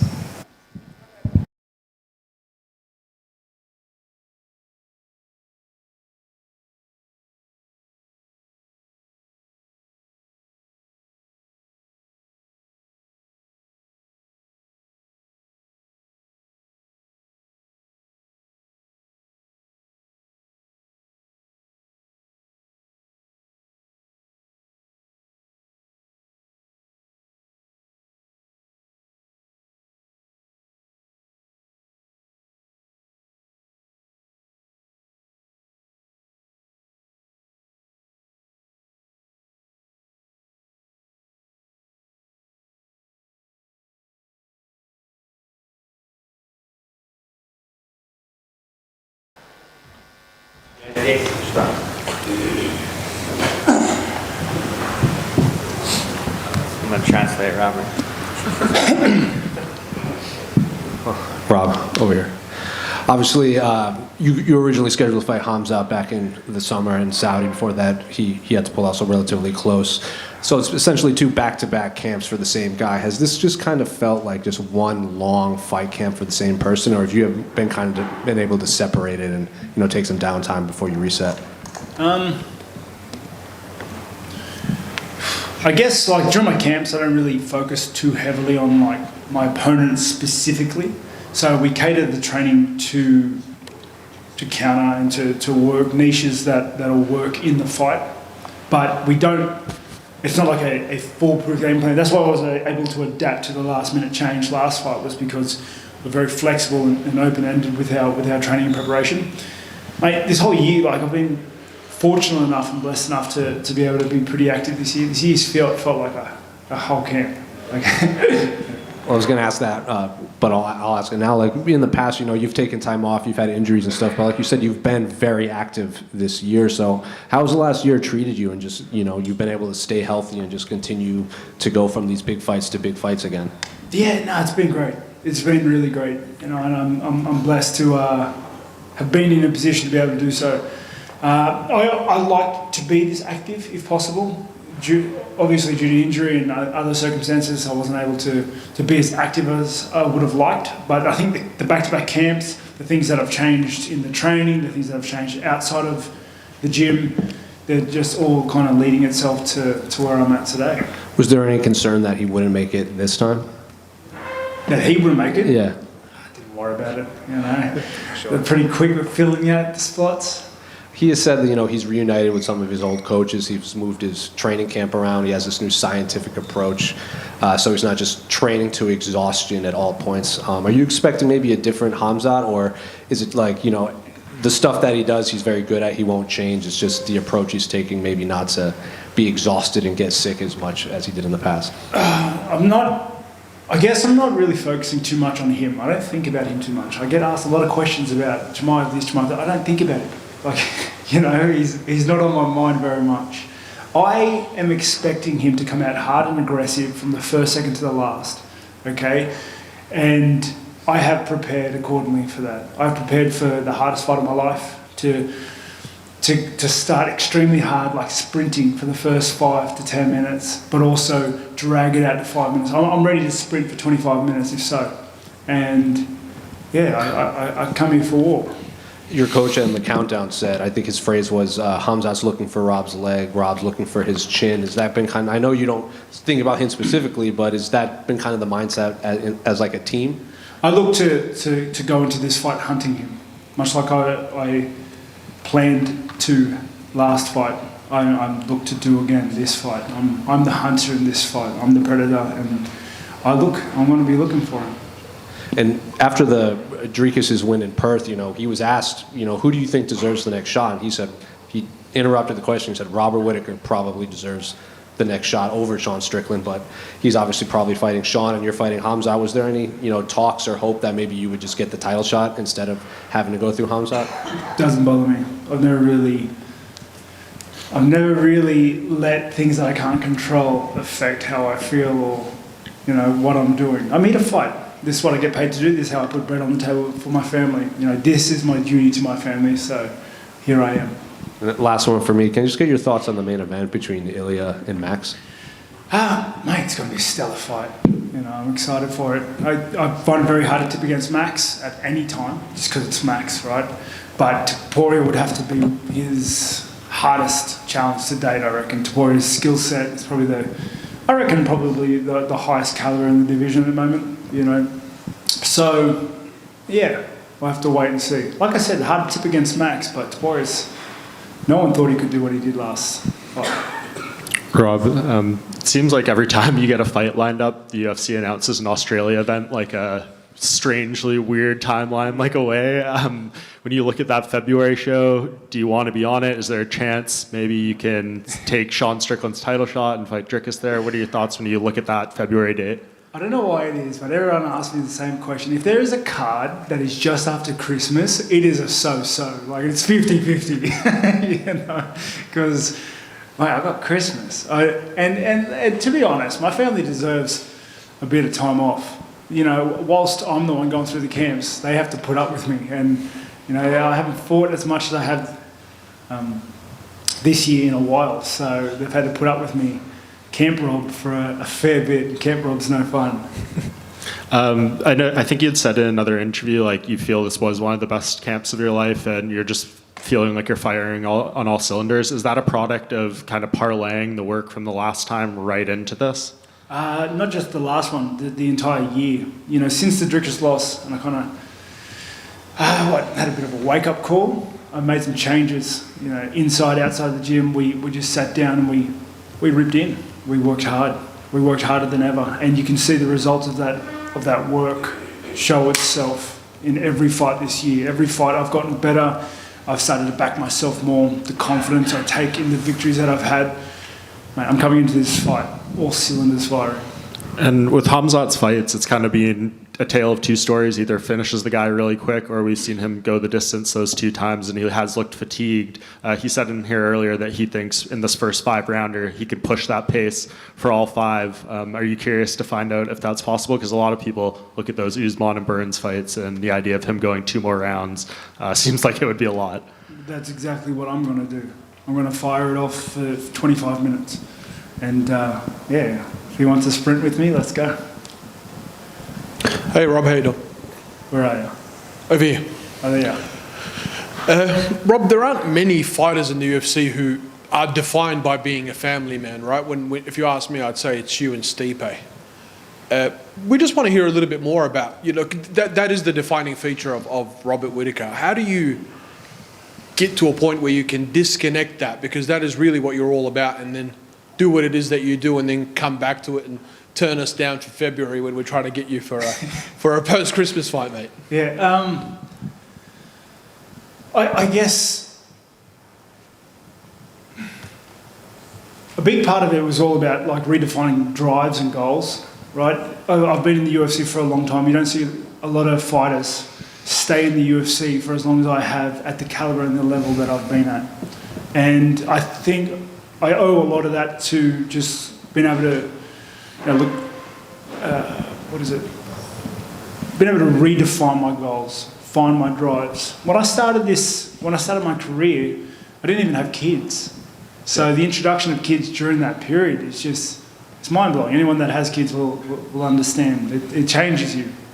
And I think a lot of fighters struggle with change, because they've had whatever has given them success at the beginning. They don't want to change. Like, I'm like that. I don't like changing anything fight week. But I've made those changes to my family, understanding what is important in life. I have my priorities straight. And I guess to sum it up, like, I understand what I'm fighting for. I fight for my family. It wouldn't make sense not to spend time with them, at the cost of fighting, Well, just a little bit more on that, and I'll leave it with you at that one. Australia obviously claims you. New Zealand also claims you, right? So you've got the whole Southern Cross looking to this fight and looking for you. And how do you carry that into what you do, especially when you're fighting away from home in places like Saudi, now the UAE? How do you carry that with you? I'm very proud of where I live, the country I was raised in. I was very proud of the country that I was born in. I'm proud of the Māori blood that runs through my veins. I'm proud of being an Australian. And, I feel like the spotlight that's on me, the attention that is given me, I owe it, to be respectful, to set a good example, to be a good role model to my countries. Best of luck, champ. Rob, over the left. Hello. I want to ask you, sir, about that you left a big marks through your career, faced many opponents and the big names and the historical fights, and what it means for you to be called a future Hall of Famer for you. I guess it's kind of like the cherry on top, right? It's like the icing on the cake. I've always, a big driving point in my career has just been about trying to perfect my craft, become one of the best combat athletes who have ever lived, and I feel like I've done that, but I'm still kind of chipping away at that. I feel like the best years are still ahead of me. I'm finally just falling into a bit of a groove. But yeah, I guess it's kind of just acknowledgement that what I've done was for something, that what I've done has been recognised, I guess, like cherry on top. And which of your fights would you like to see in a Hall of Fame from your previous fights? Oh mate, that second Lerone Murphy fight was mate, it took the life out of me. That was a good one. And hard to think of any other fight bar that. That one was hard. And one last from me. The many fighters find it fun to use the video games as a relaxation through the fight camps. How about you? How good is it for you to play the video games through your fight camp? Oh mate, it's not just fight camps. I play video games all the time, 24/7. It's as much as my kids and wife allow me, right? It's more than just relaxation for me. It's kind of just like, it's a big part of who I am. And I like just like simply, it's easier to not think about food if you're engaged in a game. You know what I mean? So I'm pretty hungry right now. And to follow up, you mentioned that Demetrius Johnson also plays the video games. Which video game you would like to play against him? Against him? Yeah. I don't really play online games. It's very hard to play online games with kids. All right, thank you. Thank you. Robert, to your left. Роберт, в твоей карьере был единственный бой с непобежденным бойцом до Хамзата Чимаева с Исраилем Адесани, ваш первый бой. Влияет ли как-то нолик в графе поражений твоего соперника психологически на тебя? Before Khamzat, there was only one other undefeated fighter that you fought, Israel Adesanya. Does it matter that there's a 0 across their record when you fight them, your opponent? No. Like it's, mate, everybody was undefeated at some point. And yeah, I don't really look at records anyway. Нет, вообще никак не влияет. В какое-то время кто-то обязательно был непобежденный, поэтому я совсем не смотрю на их рекорд. Хамзат Чимаев антропометрически очень необычный боец, он высокий, плюс очень хорошо борется. Вот я смотрю сейчас на твоих спарринг-партнеров, на твою команду, и не вижу там высокого, такого сухого какого-то борца. By physicality, he's a very uncomfortable opponent. He's tall. He's a really good wrestler. I'm looking right now at your team, and I don't see anybody who can replicate him. How do you feel about that?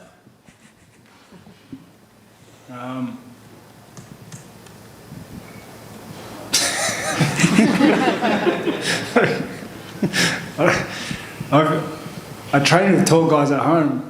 I just didn't bring them with me. Я тренируюсь с высокими пацанами дома, но они просто не приехали сегодня. И последний от меня вопрос, его передал Вадим Тихомиров с Матч ТВ. Если прямо сейчас Хамзат Чимаев и Икрам Алискеров проведут реванш, кто выиграет на взгляд Роберта? Last question from the Russian TV media channel Match TV. If right now Khamzat Chimaev and Ikram Aliskerov will do a rematch, who will win? Mate, I don't know. Like, I don't know, dude. Like, fights are funny, especially with the small gloves. You don't know what's going to happen. It's that's what makes the sport so exciting to begin with. It's dynamic. It's very hard. It's very unpredictable. You know. Я не знаю, что сказать. Это очень смешной спорт, потому что каждый раз ничего одинакового не бывает. Каждый бой, каждый по-разному. Это маленькие перчатки, это очень динамичный спорт, поэтому я не могу сказать. Роберт, приветствую. Кhamzat Chimaev, чеченец из Чечни. Вот вопрос такой, с чем у тебя ассоциируется Чечня?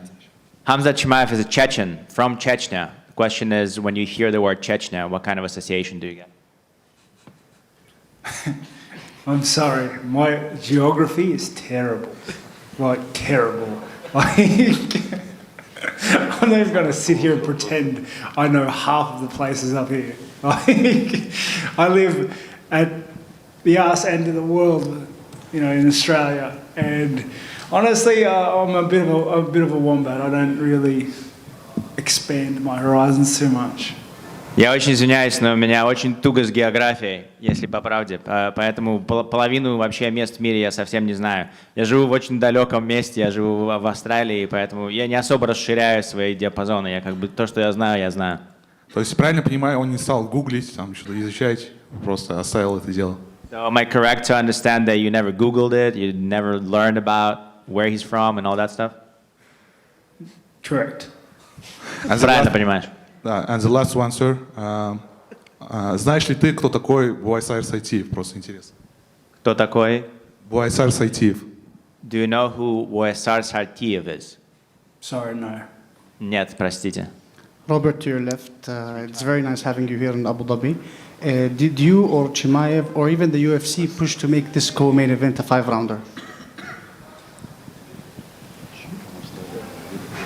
I don't know. I'm sorry, mate. I don't know.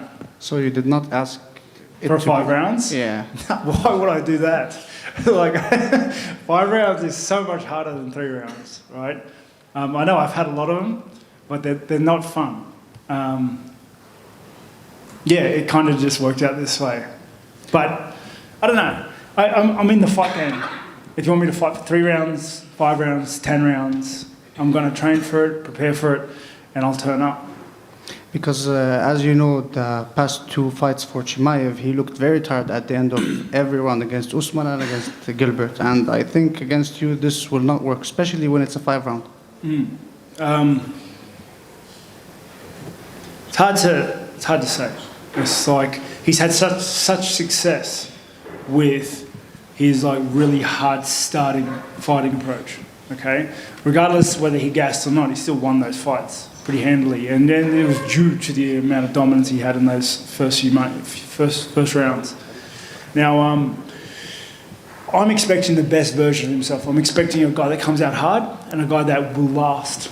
Okay, I've prepared for it. I've trained for it because I'm not going to train thinking that if I get out of the first round, it's game over. You know, I'm preparing for the best version he can offer me, a super soldier, and yeah, I've done that.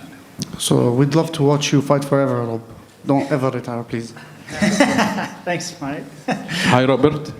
Yusuf here to your right. Yeah, Khamzat, when he was here, he said that you know how to lose. For him, he is undefeated. He doesn't know how to lose.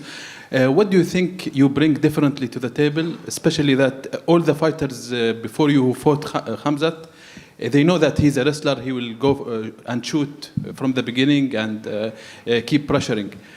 What do you think you have differently to overcome that? Mate, experience. I'm good at what I do. I'm a different fighter than he's fought before. And I guess maybe the fact that I know how to lose, gives me strength, gives me a reason why I don't like being there, why I don't want that to be my reality. It sucks. So I'm going to go out there and I'm going to give him a taste of it. Last question. The fight between Khamzat and Kamaru Uthman, if it was 5 rounds, who do you think would have won that one? Mate, Whittaker's is tricky, but Usman was catching up. That's all I'm going to say. Thank you. Rob, hi, over here. Your career has been remarkable, I'm pretty sure you will agree, in the way that you've been able to stay on top of the division, in this case middleweight division, for almost 10 years basically. And so it kind of looks like when you take a look at your record, you fought the previous generation, your generation basically, and now Khamzat is kind of can be viewed as the representative of the next generation of mixed martial artists. So my question is, to what do you attribute such a remarkable longevity? I guess I mentioned it before, it was the reevaluating goals and drives, changing along with life. Because a lot of guys don't want to change what works for them, but like I mentioned earlier, 10 years ago I'm a very different guy than what I was there. And, I've changed accordingly, for the better. I think I'm a much better fighter than I was 10 years ago. And, yeah, I'm only getting better. Can you give an example of the changes that you've made, something specific?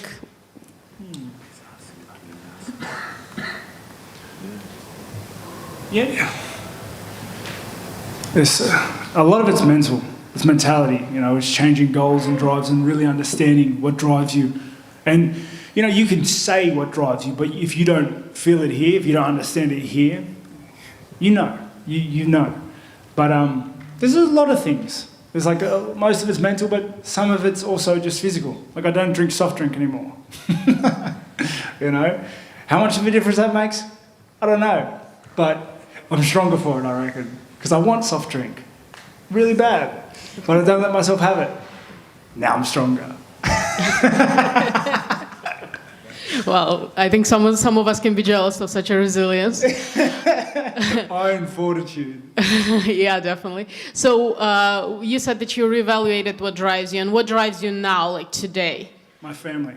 I'm going to use the word again, duty. And that's a strong word if you understand what it means. It's my duty to be there on Saturday night, to turn up and to fight Chimaev to the best of my ability for 25 minutes. I am not leaving this country without doing that, no matter what. This is my duty to my family, and I'm here to do that. Well, best of luck with that. Cool. Thank you.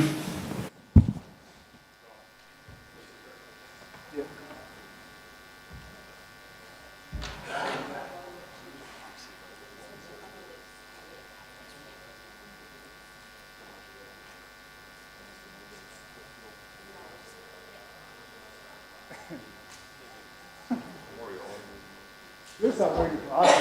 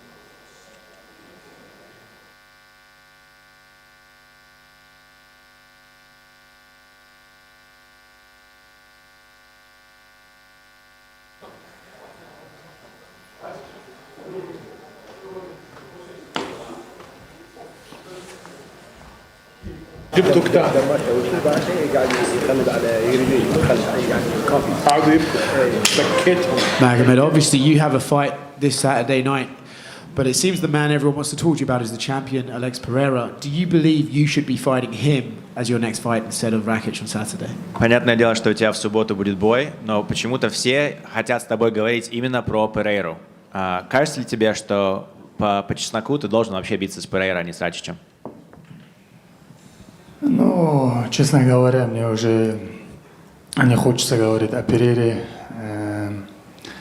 Ну, раз вопросы задают, мне приходится отвечать, так как я нацелен на свой бой. Мне нужно будет биться в субботу, показать себя. Поэтому как-то так, да. You know, to be honest, I don't want to keep talking about Pereira, but people keep asking me questions about Pereira. So, you know, if they ask me, then I have to answer. But really, I'm focused on my fight. I'm worried about the opponent in front of me. I'm out there. I'm looking to win, and something like that. I'll only ask you one more about the champion then. You recently said that he does voodoo stuff. I wondered if you could maybe expand on that and what you meant by it. Только один еще вопрос тогда спрошу про Алекса, раз ты отвечаешь на них. Ты недавно сказал, что он занимается каким-то шаманством. Что ты имел в виду? Почему ты сказал, что он шаман? Колдовством каким-то? Ну, как мы просто видим, как он красит себя, как он ведет себя там. По этим можно, да, назвать так, а так. Ничего такого нет в этом. You know, just because I see the way he paints himself, the way he kind of does these different things or whatever, so maybe because of that, we based it on that, but that's not something specific. Nothing supernatural then? Ничего супер какого-то, супер сверхъестественного, нет? Ну, если даже есть, это на меня не действует, так как мне это все равно. Even if it's there, it doesn't bother me because I don't care about it. In terms of your opponent this Saturday night, what does he do well? And do you believe he's extra motivated to play spoiler to your own title aspirations? Насчет твоего соперника в субботу, как ты думаешь, какие у него хорошие аспекты в нем? И не кажется ли тебе, что он собирается испортить твой план быть следующим бойцом за чемпионский титул? Конечно, каждый, кто выходит против меня, хотят меня выиграть. Но как клетка закроется, они понимают, что это не так легко. А в общем, мы будем делать свое, чтобы удосрочить его. А как он думает, что он планирует, мне абсолютно не интересно. You know, every fighter that comes out against me, they all come out there with the thought of winning, all right, or getting one victory over me. But when the cage closes, somehow things don't go the same way that they plan to do it. For me, I'm sharp. I'm ready to do what I need to do, implement my game plan, and then we'll see what happens in the fight. Magomed, over here. You also tweeted that you thought Rakic would be your toughest opponent, even against the champion. So I guess what is it about Alex that makes him your toughest opponent? Также сказал, что Рачич, скорее всего, написал в Твиттере, что Рачич, скорее всего, твой самый сложный оппонент, твой самый сложный соперник, даже, наверное, более чем чемпион. Почему ты считаешь, что для тебя Алекс такой сложный соперник? Алекс, я бы не сказал, что он настолько сложный. Мы понимаем, что он может биться в стойке, и у него есть борьба. Он это показывал в своих боях. Поэтому у чемпиона есть одна ударка, и все, мы его не увидели в борьбе, на что он способен. You know, it's not like he's like that tough, but the fact is he's well-rounded. He does have striking, he does have the ground game, right? When it comes to the champion, he's just got the strikes, right? And we know those strikes, and we haven't seen him wrestle ever. You also, you've engaged in a lot of fighters online on Twitter, which you know normally, we never saw you engage in these Twitter arguments. I'm curious, where did this Magomed come from that is all of a sudden, you know, responding to people and tweeting at people so much since your last fight? Ты также очень активно стал отвечать и как бы вступать в какие-то споры на Твиттере с очень многими разными бойцами. До этого мы такого тебя не видели. Ты можешь объяснить, откуда такой новый Магомед появился, который вступает в споры, отвечает людям в Твиттере и так далее? Ну, приходится отвечать, так как я уже уже, можно сказать, года 2 жду титульного боя. И мы решили активно отвечать каждому, кто бросит вызов, кто хочет биться тоже. Но сейчас, можно сказать, все двери открыты, так что мы будем идти вперед и переезжать всех, кто станет на моем пути. You know, we decided that we have to be much more vocal than we were before because it's been like, what, 2 years that I've been waiting for a title fight? So now we figured that if people are throwing some kind of comment towards me, we have to comment back. If people are calling us out, then we have to call them back out or accept their call-outs. So we have to keep moving forward, and you have to do it by being more vocal. You also tweeted Chael Sonnen a lot. What is it about Chael? Ты также очень много про Chael Sonnen в Твиттере говорил. Почему Chael Sonnen? Почему про него?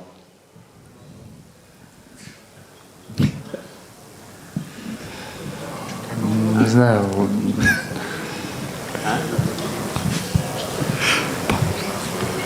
It's not like I said anything specific about him. Мухаммад. I think Chael was just being complimentary of you, and you responded with, you're right, I am the best striker and stuff like that. По-моему, он тебе ответил комплимент, что ты лучший ударник в своем дивизионе, и ты ответил, что да, он прав, я лучший ударник. Ну, мы ответили, когда когда сказали, что он лучший ударник, мы ответили, да, он прав, да. В общем, а так по отношению к нему я бы ничего не говорил, насколько я помню. Мы просто наоборот благодарили, все. Yeah, we just agreed with him. He said that I'm the best striker, and we replied that, yeah, I am the best striker. That's really the only thing I said. It's not like I said anything bad towards him. And then just last one for me. Can I just get your thoughts on the main event between Ilia and Max? И последний вопрос, если можешь, проговори, как ты думаешь про главное событие на этом карде? Макс Holloway против Ильи Topuria. Какие у тебя ощущения по этому бою? Это очень интересный бой. Очень тяжело сказать, кто выиграет, но я думаю, что Topuria выиграет. You know, it's a very interesting fight. It's very hard to predict who's going to win, but I think it's going to be Topuria. If you win this fight, it would be a 13-fight unbeaten streak, and only John Jones has had a longer run in this division. Is it a title shot or bust after this? Like, if for some reason they want to go a different direction, would you ever consider taking anything else, or are you 100% committed to the title shot? Если ты выигрываешь бой в субботу, у тебя получается 13-я подряд победа. Единственный один человек, который в этой дивизии получал больше побед, это Джон Джонс. Если ты выигрываешь этот бой, дальше только титульный бой, и ты ничего другого принимать не будешь, или ты готов драться дальше, принимать другие бои? Ну, это как решить UFC. Так как мне сказали, что после этого боя я получу титульный шанс, поэтому у меня мотивация, можно сказать, на вершине. Если будет такое, что мне не дадут, ну, мы будем по-любому двигаться вперед. Кого дадут, того надо будет хрустнуть, скажем так. You know, it's up to the UFC. I was pretty much told that with this win, I'm next in line for the title. So that's what I hope is going to happen. But, if for some reason I don't get the title shot and somebody else is put in front of me, then I'm going to have to get there and I'm going to have to crash that person in order to get to the title shot. Мухаммад, салам алейкум. Ты сказал, что хочешь финишировать Ракича, а вот если все-таки бой пройдет всю дистанцию, неужели ты не думаешь, что тебе все-таки дадут все-таки титул? Или тебе сказал Дана Уайт только в случае досрочной победы? You said that you want to finish Rakic, and if you win, you will get the title shot. And what happens if it goes all 3 rounds? Do you think that you'll still be able to get the title shot, or were you told that title shot only with the finish? Нет, нету такого, чтобы я должен его досрочить. Если его досрочить, дают титульник. Такого нету. Дана сказала, что если я выступлю хорошо, покажу себя, то будет титульный шанс. Но мы по-любому в этом бою будем искать финиш. No, it wasn't a condition that it's a finish and a title. I just was told by Dana that it has to be a good fight. I have to show myself well, and then I'll get a title shot. Мухаммад, а ты будешь в этом бою более осторожным, чтобы не получилось того, что было в октябре прошлого года, когда там с Уокером такая то ли запрещенный удар был, то ли что было, так непонятно, и еще на 3-4 месяца все отложилось, скажем так. Will you be more careful in this fight so it doesn't play out the same way it played out with Johnny Walker in last October or whenever that was, when something happened and there was another 3 or 4 month where you had to wait because of a foul shot or bad punch or something? So will you try and be more careful? Да, конечно, я буду очень осторожен, чтобы не допустить ошибки, чтобы не было такого запрещенных ударов. Я думаю, мы покажем свою чистую работу и сделаем свою работу отлично. Yeah, I'll try and make sure to avoid any kind of mistakes, any kind of fouls. I think that we're prepared for it, and we're going to make sure to show clean, good fight and do our job. Магомед, салам алейкум. Вот у тебя в кофейне в Махачкале стоит стаканчик, куда кладут деньги, и там написано «На лечение Алексу Перейре». Понравилась ли тебе эта идея? Кто ее придумал? И если бы ты был бы посетителем, сколько бы скинул туда денег в этот стаканчик из своего кармана? In a coffee shop in Mahachkala, there's a jar that says for medication for Alex Pereira. Did you enjoy that idea? And if you would go to that coffee shop, how much money would you put into that jar? Такой тяжелый вопрос. Не знаю, у меня есть там, которые управляют этим кофейнем. Они придумали, я даже не интересовался, по-моему, там просто я увидел это на фотках, гуляла там тут, что там собирают на лечение. Ну, если там нужда будет на ему лечение, я думаю, то, что в кармане, все закинул бы туда. You know, I didn't even know who came up with it. I was walking around and I saw a photo that they have something like that going on there. But you know, if I'm around and whatever money I have in my pocket, I will throw into that jar, and I'm sure I'll be able to give him some money for his medication. Вот сколько раз мы слышали, что Магомед, безусловно, крутой боец, но слаб в медийке. Мол, мало говорит, нет трэш-тока, но ведь этого и не скажешь об Алексе. Он же, по сути, не умеет говорить по-английски и также не многословен. Вот почему, тем не менее, вокруг него такая аура, а вокруг тебя вот такой ауры нет? You know, they say that everybody says and everybody agrees that you're a great fighter, but you're not very good at trash talk and you're not very big in the media. But if you think about it, it's the same really with Alex, right? He kind of doesn't speak English either, you know, he doesn't do too much trash talking. So why is it that there's so much hype and this big aura around him and there isn't one around you? Потому что он бился на вес ниже и был чемпионом. Как бы мы знаем, UFC ценят своих чемпионов. После этого он перешел на мой дивизион и там побил, можно сказать, пару ударников. Из-за того, что он чемпион, по этой причине, наверное, да. You know, he was a weight class below and he ended up being a champ there, and we know how UFC loves their champions, and then he went up to my weight class and, you know, he beat a couple of strikers and now he's a champion here, and I think because he's a champion, that's why there's all the talk and all the hype. Полутяжелый дивизион UFC ворвался Артем Вахитов. Несет ли он угрозу всему дивизиону, в частности тебе? Now in your same division, there's a new striker, a new player in the game, Artem Vahitov. Is he a threat to the entire division, and is he a threat to you specifically? Я не чувствую в этом дивизионе угрозу. Может быть, мы можем даже перейти на тяжелый, там сделать угрозу. I don't feel any threat in this division. I think that we can even go up a division and be a threat there. Говоря про угрозу в полутяжелом весе, нельзя не вспомнить анонсированный бой Никиты Крылова и Азамата Мурзаканова. С Никитой ты уже встречался. Есть какой-то прогноз или как думаешь, кто сильнее в этом противостоянии? Speaking about threat, there's a new fight in the light heavyweight division that's been announced. Nikita Krylov versus Azamat Murzakanov. You already fought Nikita Krylov. What do you think about this fight? What do you think? Who's going to win? Да, это очень интересный бой. Мы знаем, что оба ударники. Но у Никиты Крылова, по-моему, борьба чуть получше. Ну, это такой бой интересный. У того тоже. Я думаю, я буду смотреть этот бой. Это очень интересный бой для меня. В общем, хорошие бойцы, да. Yeah, it's a very interesting fight. They're both strikers, but I think honestly Nikita Krylov has a little bit of a better wrestling game, better grappling. So I think that it's definitely a fight that I'm going to watch. It's a very interesting fight, and we'll see what happens. Когда обсуждали твой твиттер и говорили, что ты придумаешь сейчас интересные ответы и вступаешь с кем-то в переписку, я думаю, что многие понимают, что твоим твиттером занимается Али Абдулазиз, а он вообще с тобой обговаривает ответ или просто ты отдал ему вот на откуп твиттер, и он уже сам занимается, отвечает, что хочет, или он сначала показывает тебе?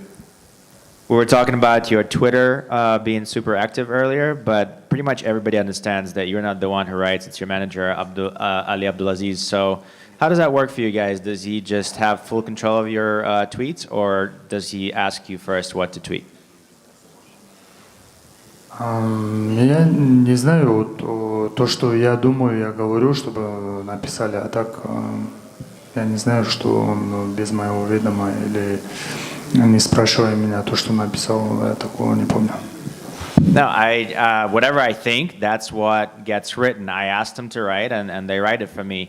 But I don't remember any instances where something was said that I specifically didn't think about. Nobody tweets without my permission. И последнее от меня. Вот сегодня Хамзат Чимаев пришел в очках для зрения, а ты сегодня в черных очках на пресс-конференции. Можешь рассказать, почему? And the last question today, Khamzat Chimaev was here in glasses, seeing eyeglasses, versus you are here in sunglasses. Why?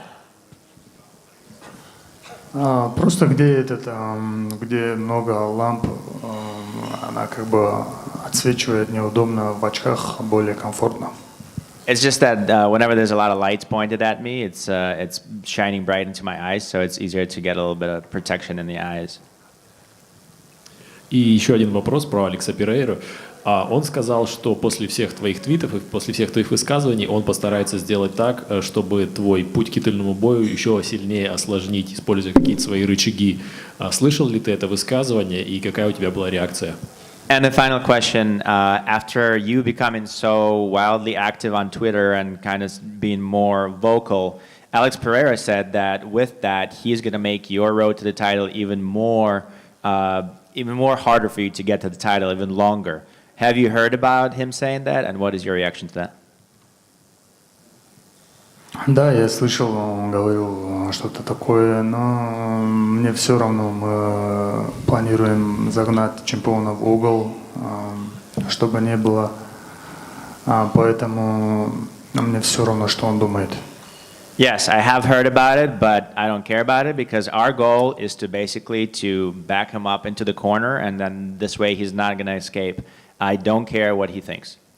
Магомед Фрейсис Нгану на прошлой неделе нокаутировал Ренана Феррейру, и теперь одним из его потенциальных соперников должен стать Вадим Немков. Вот как бы оценил шансы Немкова в потенциальном бою с Нгану? Ведь ты тренировался с Нгану и знаешь его возможности. Francis Ngannou победил нокаут. Well, Francis Ngannou, sorry, I'm translating back into the...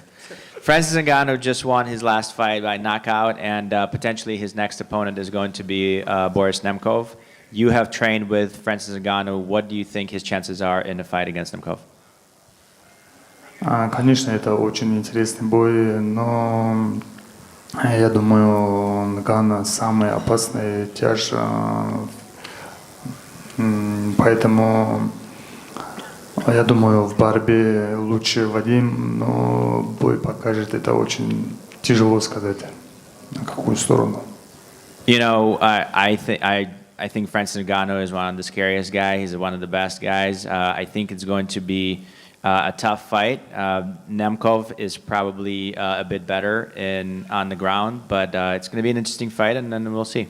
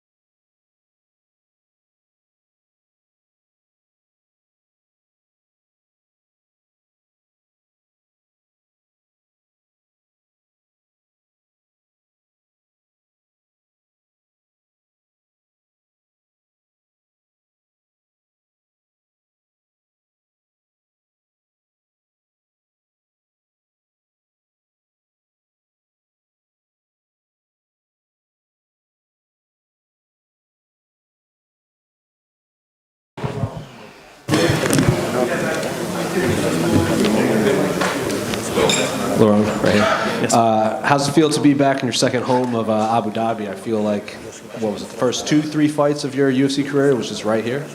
Yeah, this is my second home. Love Abu Dhabi. It's just like normal now. This is what I associate my career with now, like the UFC, Abu Dhabi, coming here, and I love it. Yeah, it's great hospitality.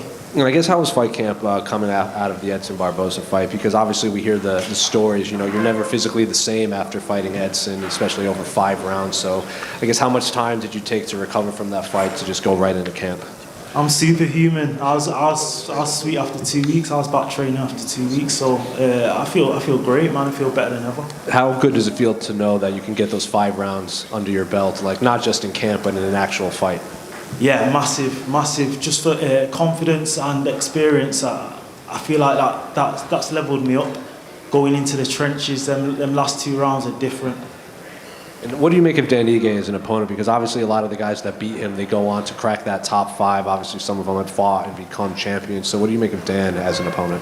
He's a solid opponent. He's been in the top 15 for like, 4 or 5 years now. So you have to be good to keep your position there. It's a big test for me, and I believe after a win over Dan Ige, it's top 10 straight from there. So do you view him as kind of a gatekeeper to the top 10, or is that just disrespectful to call him that? Yeah, that's disrespectful. I don't think there's any such thing as a gatekeeper. If you're in the top 15, you're the elite of the elite in the world. Simple as that. What did you make of him coming into that fight against Diego on like 2-3 hours notice? Yeah, it's good, man. I would have done the same thing too. But yeah, that's what this sport's about. This is why the UFC is the best organisation in the world, because you don't see that nowhere else. We can still get dropouts, pullouts, and the next best person gets matched up anyway. And I have to ask, because Dan brought it up too, but there was that fake news that you had pulled out of your fight and Gene Silva was taken. Did you see that? And yeah, I seen it. Yeah, and I was thinking, please don't jinx me. I seen it, but it's like I didn't really respond to it. I'm fit and healthy, and I'm feeling better than I've ever felt. And then just last one for me, can I just get your thoughts on the main event between Ilia and Max? I'm 50-50. I change my opinion every 2 minutes, but if I had to go with one, I believe Topuria, because it's just on a run at the minute. But you can't bet against Max Holloway either. So yeah, man, I just want to see the fight as a fan.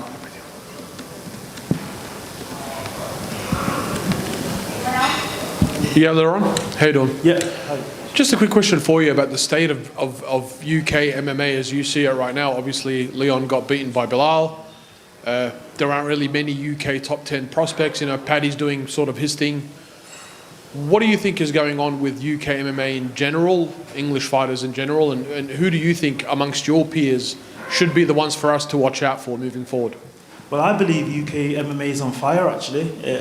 We've got 2 top featherweights in the top 15, just me, Arnold, Alan, and there's plenty more up-and-comers all over the world, or different organisations too, but I feel like we're on fire and we're only going to get better. There's going to be a few champions in the UK for sure over the next few years. There's so many fighters to look out for that you don't know about. Even my boy Jordan here, he should be in the UFC soon, hopefully. We've got my little friend Ibrahim.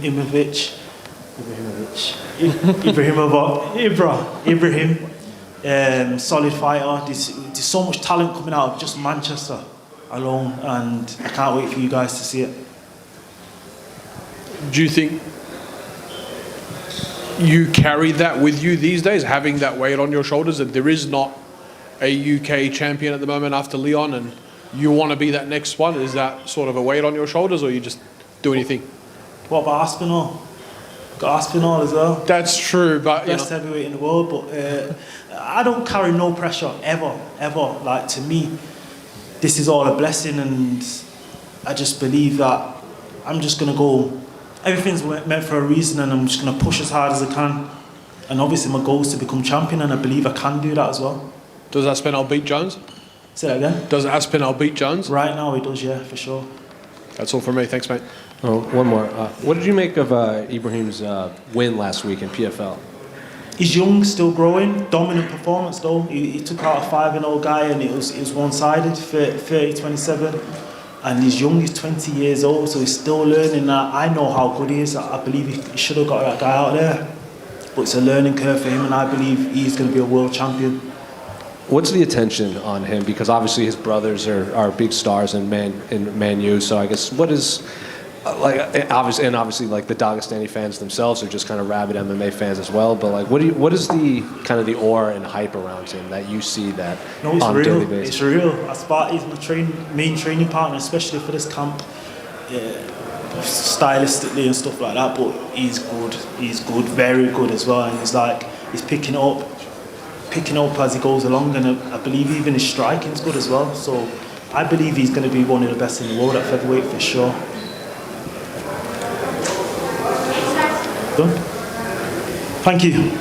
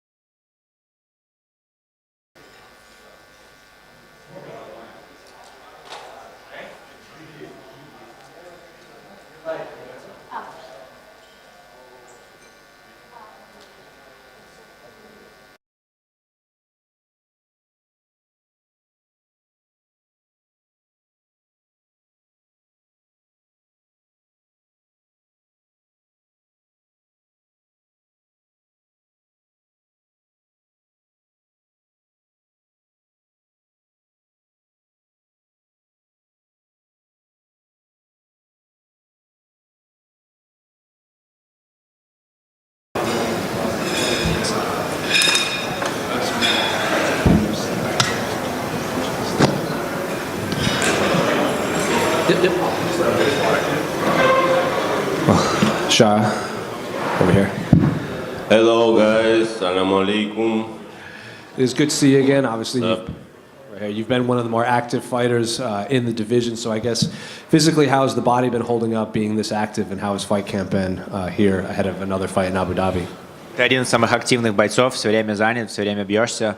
Как себя чувствуешь, как вообще тело, как самочувствие? Потому что так много работаешь, так много бьешься перед этим боем вообще. В каком состоянии? Я прекрасно себя чувствую. Я раньше еще чаще дрался. Для меня 2 месяца это большой перерыв. Я готов хоть каждый месяц драться. У меня есть нужная команда, нужные спарринг-партнеры, все условия. И я только разгоняюсь, по сути. И, возможно, я удивлю еще чаще боями своими. Хочу побить рекорд по за год сделанным боям.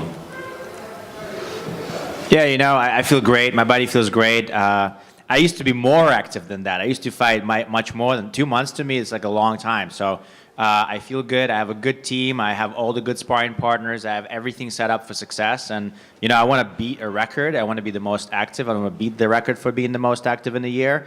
And, you know, hopefully that will happen. Hopefully I'll show you and I'll surprise you with being even more active than now. So the most fights in a calendar year is 5. Do you think you could beat that? Or 5 wins in a calendar year? You think you could beat that? Самое больше всего это 5 боев в 1 год.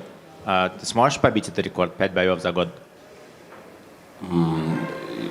Я провел в июле, да, бой последний, в июне, потом в августе, сейчас в октябре, это 3-й бой. Я хочу подраться в Китае, в Макао, потом в Саудовской Аравии.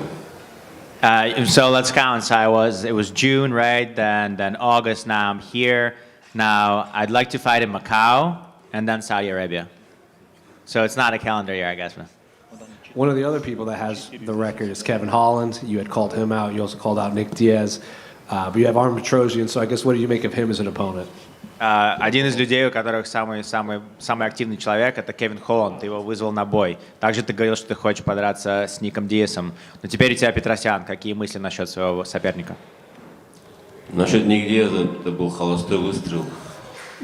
Он не готов сейчас конкурировать с сильными бойцами, которые идут за поясом. А насчет Кевина Холланда, я рано или поздно до него доберусь и жду не дождусь, когда мы с ним встретимся и перестреляем друг друга. И чьи кости, и дух окажется сильнее. Насчет моего соперника Армен Петросяна, я его очень хорошо знаю. И видел его много боев, когда он заходил в UFC. Он раньше меня попал в UFC. И это хороший боец, имеет довольно-таки хорошие знания в тайском боксе. Ну, для меня это не ново. Я очень много боев провел, помимо ММА, в K1 и в тайском боксе. У меня там более 20 боев профессиональных. И с 26 октября, если посчитать этот бой, то в общем у меня около 40 профессиональных поединков. Я думаю, он хороший соперник, и мне придется потрудиться, чтобы его выиграть.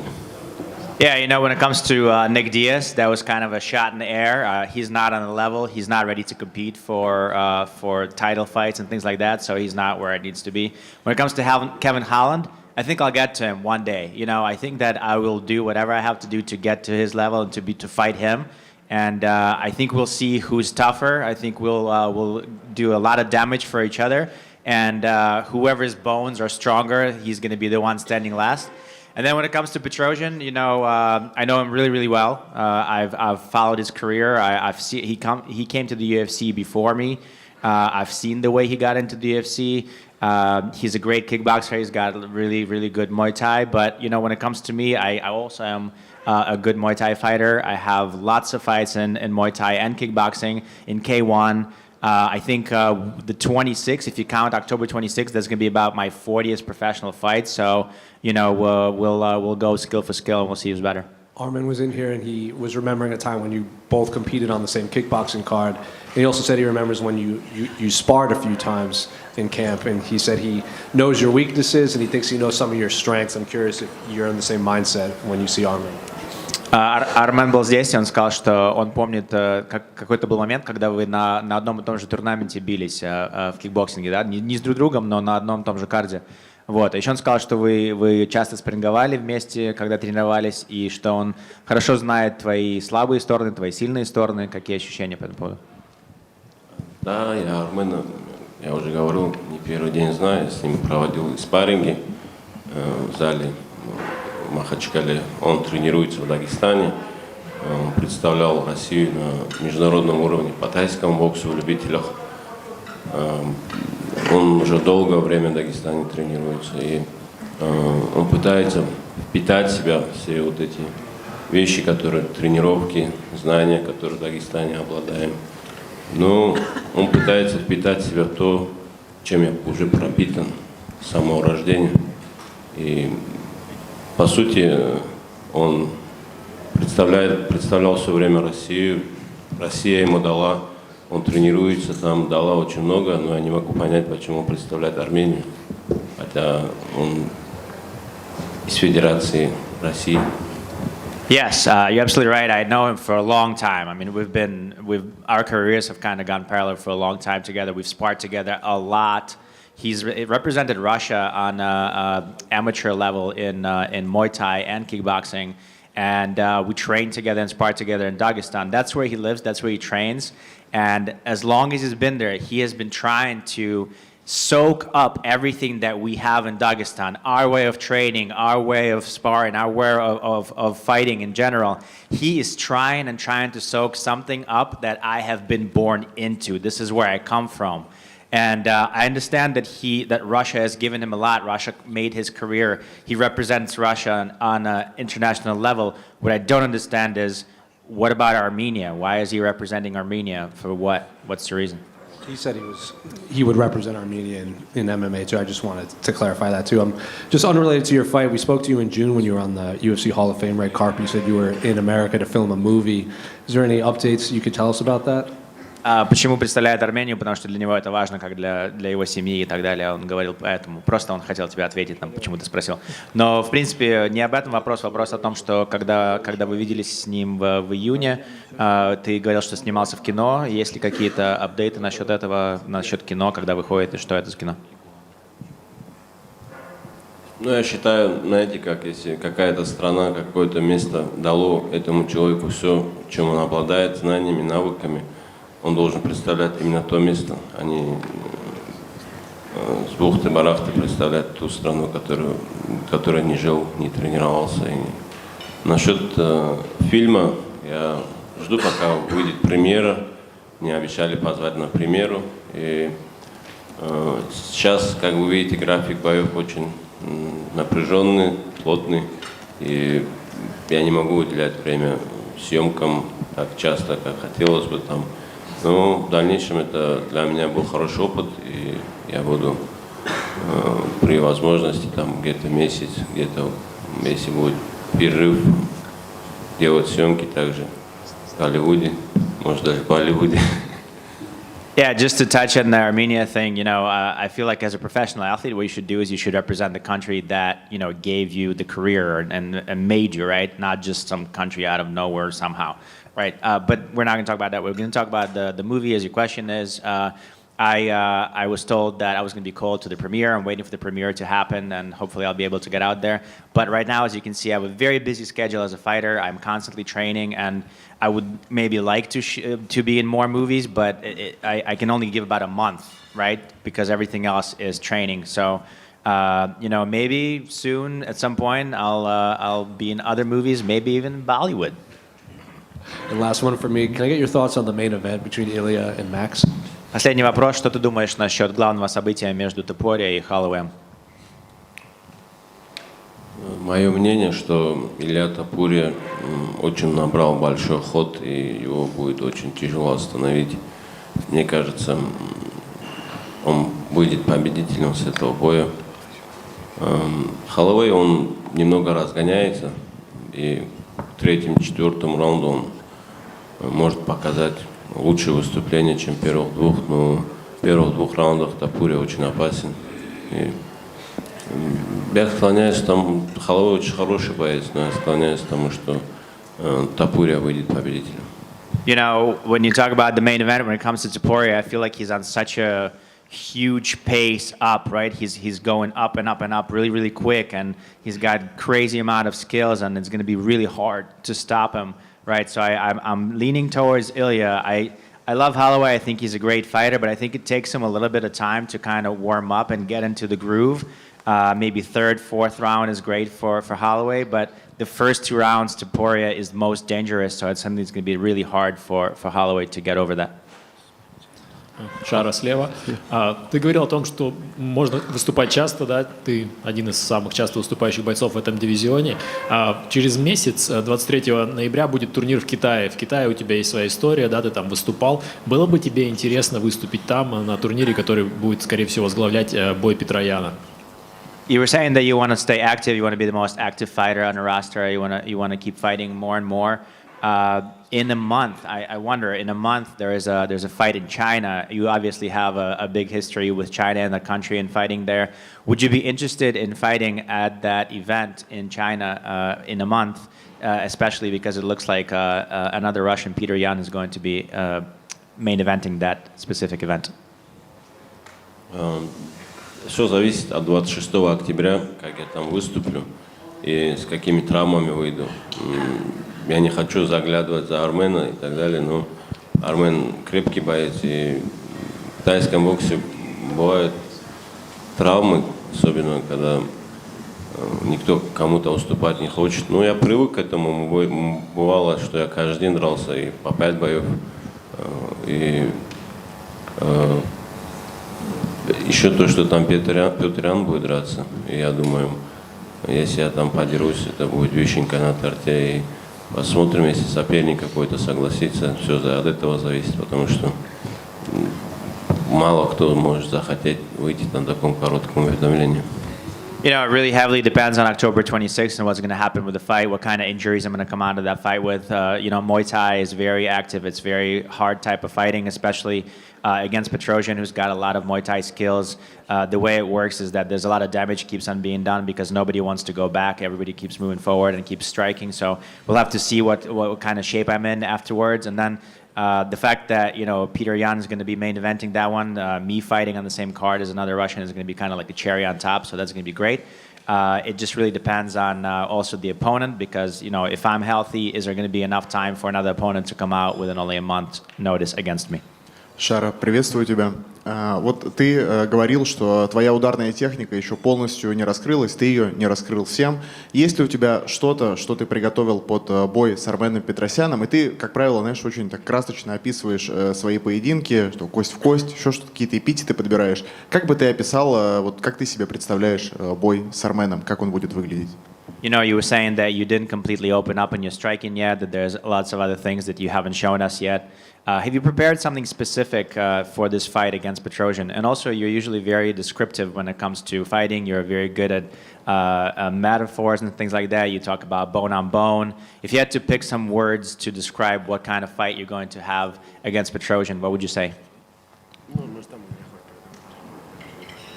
Если говорить честно, я там не готовлю какие-то там кучу в голове вещей, которые хочу там показать. Я хочу выйти с чистым разумом. И любая вспышка, любая искра, я думаю, все может закончиться. Я сам не знаю себя, что ожидать. Поэтому это, и, наверное, в этом, наверное, весь интерес для меня самого от этого поединка. You know, to be honest, it's not like I'm preparing some sort of things inside my head that I'm like going to come out with and I'm going to show and I'm going to do. I don't even know what's going to happen. I think any spark that happens, any kind of flash that happens inside the octagon is very exciting. I don't even know really what to expect from myself. So I think that's the interesting part is that anything can happen on the night of. Shara, Yusuf to the right. You said in a recent interview that Michael Bisping is your motivation because he had the eye impairment and he became the middleweight champion. But don't you see there are differences between your case and his case? He was at the end of his career when, and after the fight, people knew about his eye, and even his opponent, he didn't know. In your case, maybe the opponents will take advantage of this. Ты говорил, что Bisping является одним из... Он мотивация для тебя. Ты говорил, что у него тоже была проблема с глазом, и все равно он стал чемпионом.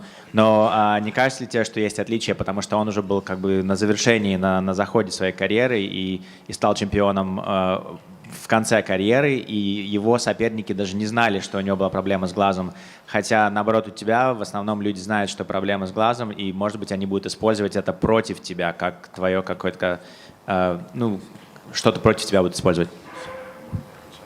Ну, уже 19 боев я провел в ММА, и каждый хотел это использовать, и ничем хорошим для них это не заканчивалось. И я думаю, просто Майкл Биспинг был примером, когда ты видишь, что кто-то протоптал такую же похожую дорогу, легче бывает по ней пройти, чем когда ты в темноте ходишь и не знаешь, что тебя ожидает в будущем. Майкл Биспинг показал, что все возможно в этой жизни. Главное не отпускать руки и своего шанса ждать. Он своего шанса дождался. И также я вот охотник и жду своего шанса. You know, I think it's a little different because I have 19 fights in my career, and every opponent has tried to take advantage of that, and it didn't go their way. When it comes to Bisping, yes, he is a motivation because he's somebody who has went down this path already. He's laid down the path, and he set an example for me. So it's much easier to follow somebody's path as opposed to wander around in the dark. I think the way he is a motivator for me and for other people is he said that everything is possible. The most important thing is not to let your hands down and keep on going forward and keep on chasing your dream, and then it's possible. Thanks. Last question from my side. Can you tell us about what happened with Nina? You started romantic, removing her hair from her head. Then you head kicked her after that. Расскажи, пожалуйста, что произошло с Ниной драмой? Ты вроде бы как романтичным каким-то жестом убрал волосы с ее лица, а потом врезал ей ногой по голове. Что произошло?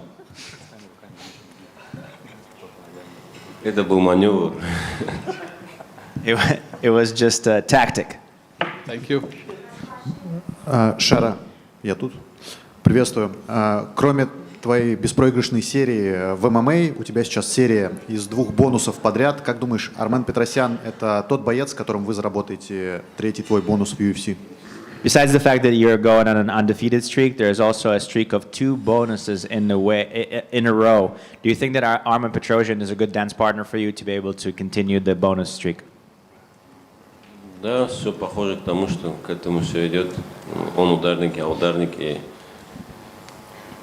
я думаю, там будут искры. И не знаю, все зависит от того, как и другие выступят. Все от этого зависит. Не знаю, если... Я надеюсь, конечно, забрать бонус и так далее, но важно победить и победить уверенно, а потом думать, как устроить шоу для фанатов. Yeah, you know, it seems like it's going that way. I mean, we're talking, he's a striker, I'm a striker, so this is a recipe for a bonus happening. But it also depends on how the other fights will go, what kind of performances other people will have.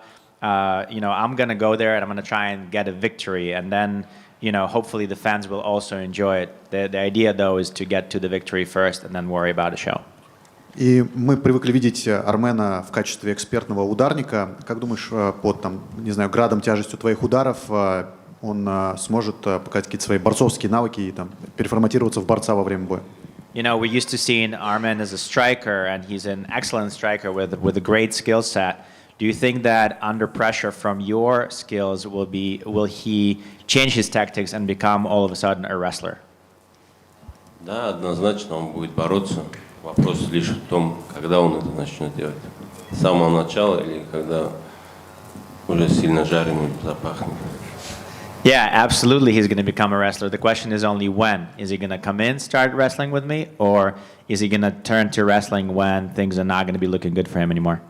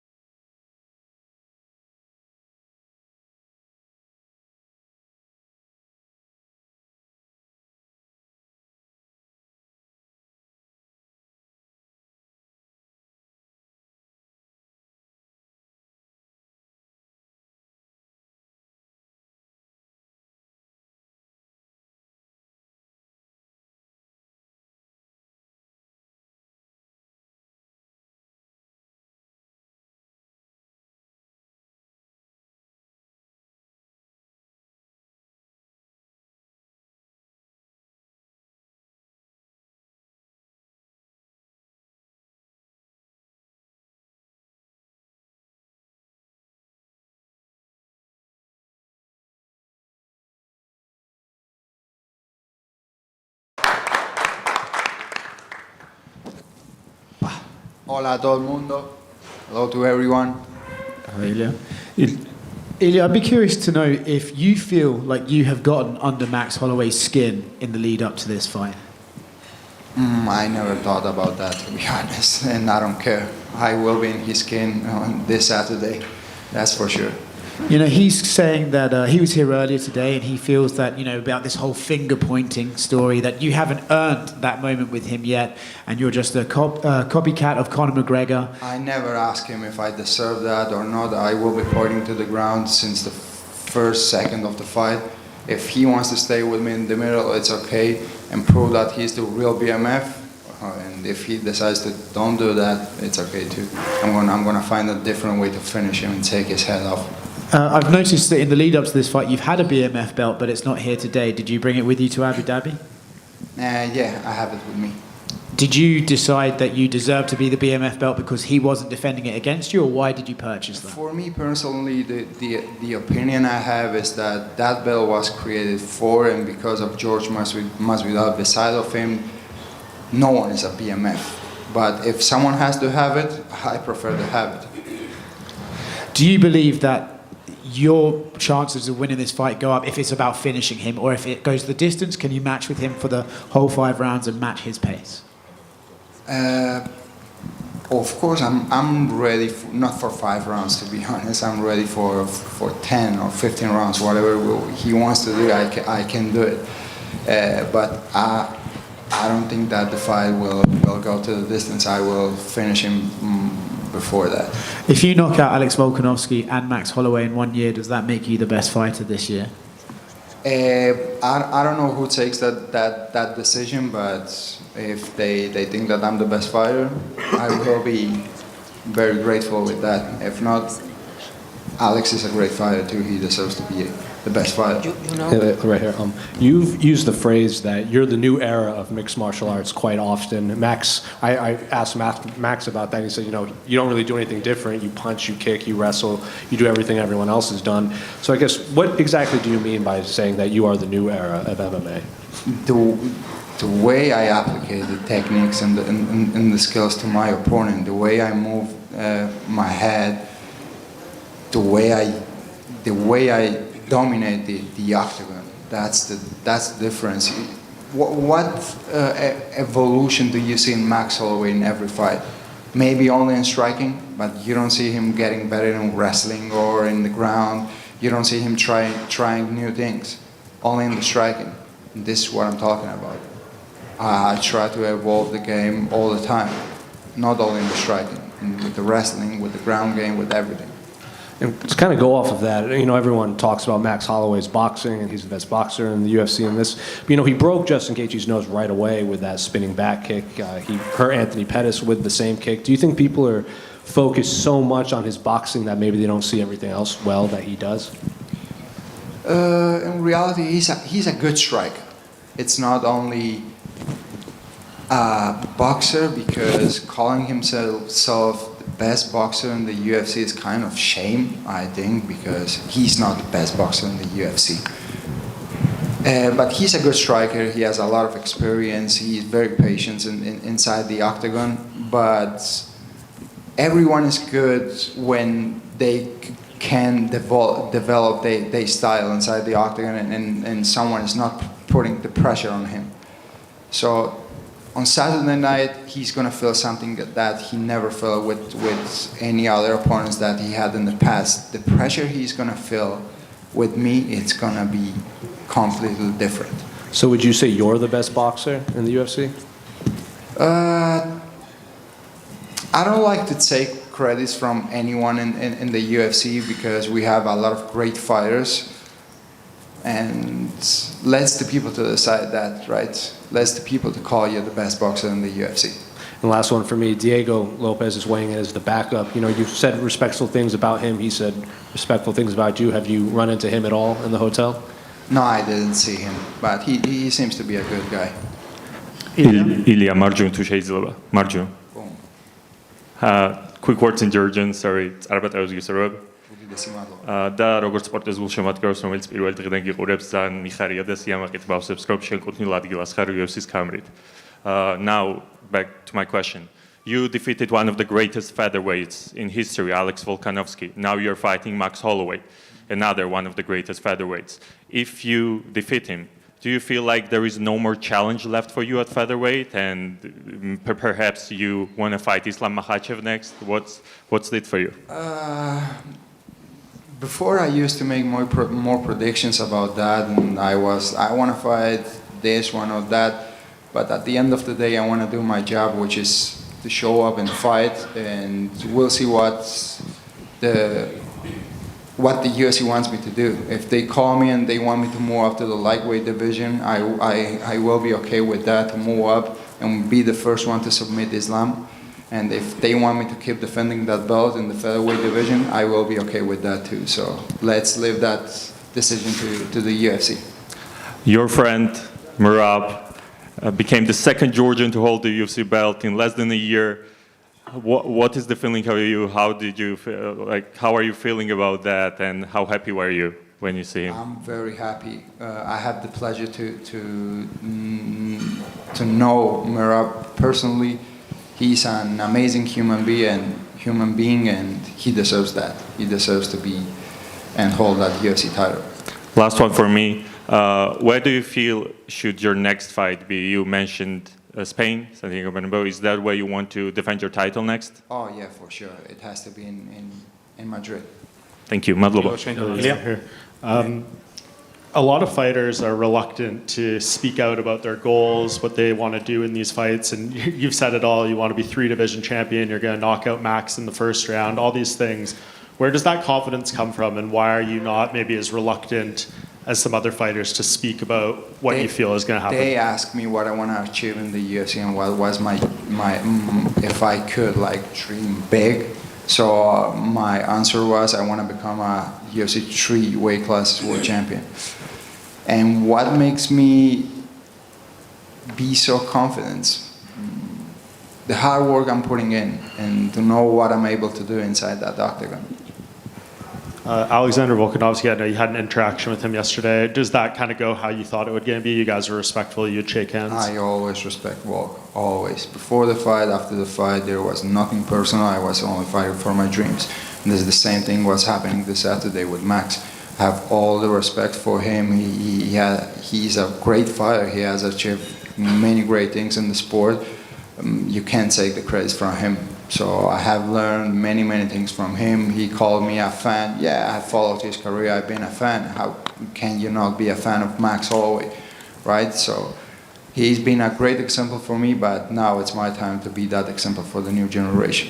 Yeah, and I spoke to Volk last night, and he said in his perfect world, you would win this fight and fight him in Australia at UFC 312. But he said he wasn't so sure you would do that, so he wants Max to win because he thinks he would be more willing to fight in Australia. What do you think of that? Listen, if that makes him feel happy, that thinking that maybe I would go to Australia, that's okay. But in myself, that's never going to happen. I'm the champion, and if you want to fight for the title again, it has to be in Madrid instead of fighting in Australia in front of you people. Why I would give you that advantage?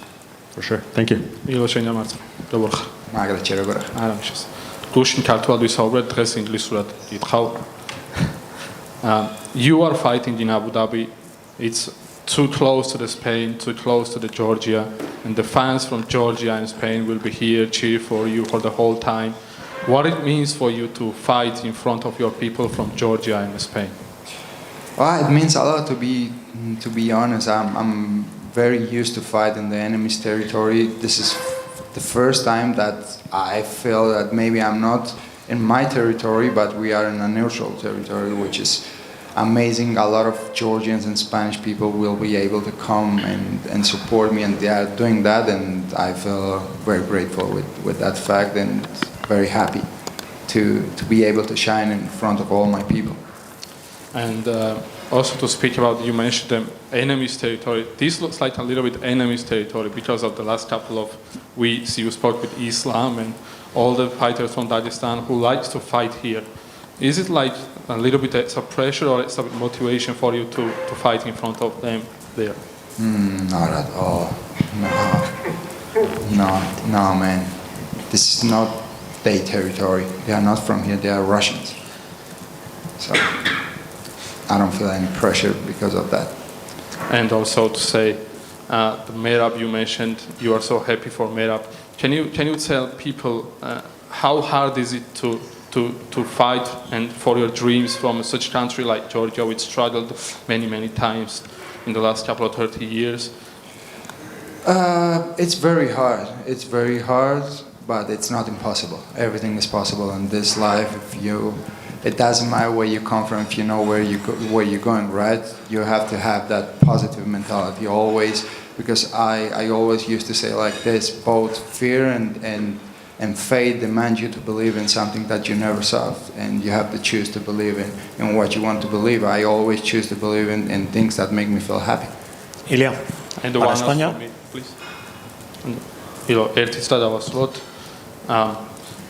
You say that you were Max Holloway fan when you were young and watching him while growing up and becoming the professional fighter. What kind of difference you see from Max, for example, 5-6 years ago and Max today?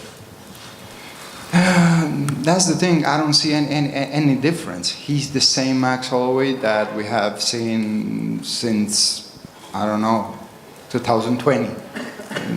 Since I made my UFC debut, he's the same one. Good striker, very patient in the octagon, but that's it. I didn't see any evolution in his game.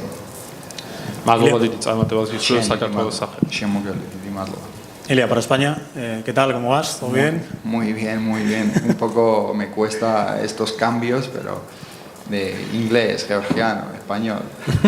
Acaba de decir Max Holloway que eres un copión de McGregor, que le has robado sus tatuajes, su aura. Es un mequetrefe. Ya no sabe. ¿Por qué no habla de lo que se tiene que hablar? Que es de la pelea. Porque no ve ninguna falla en mí.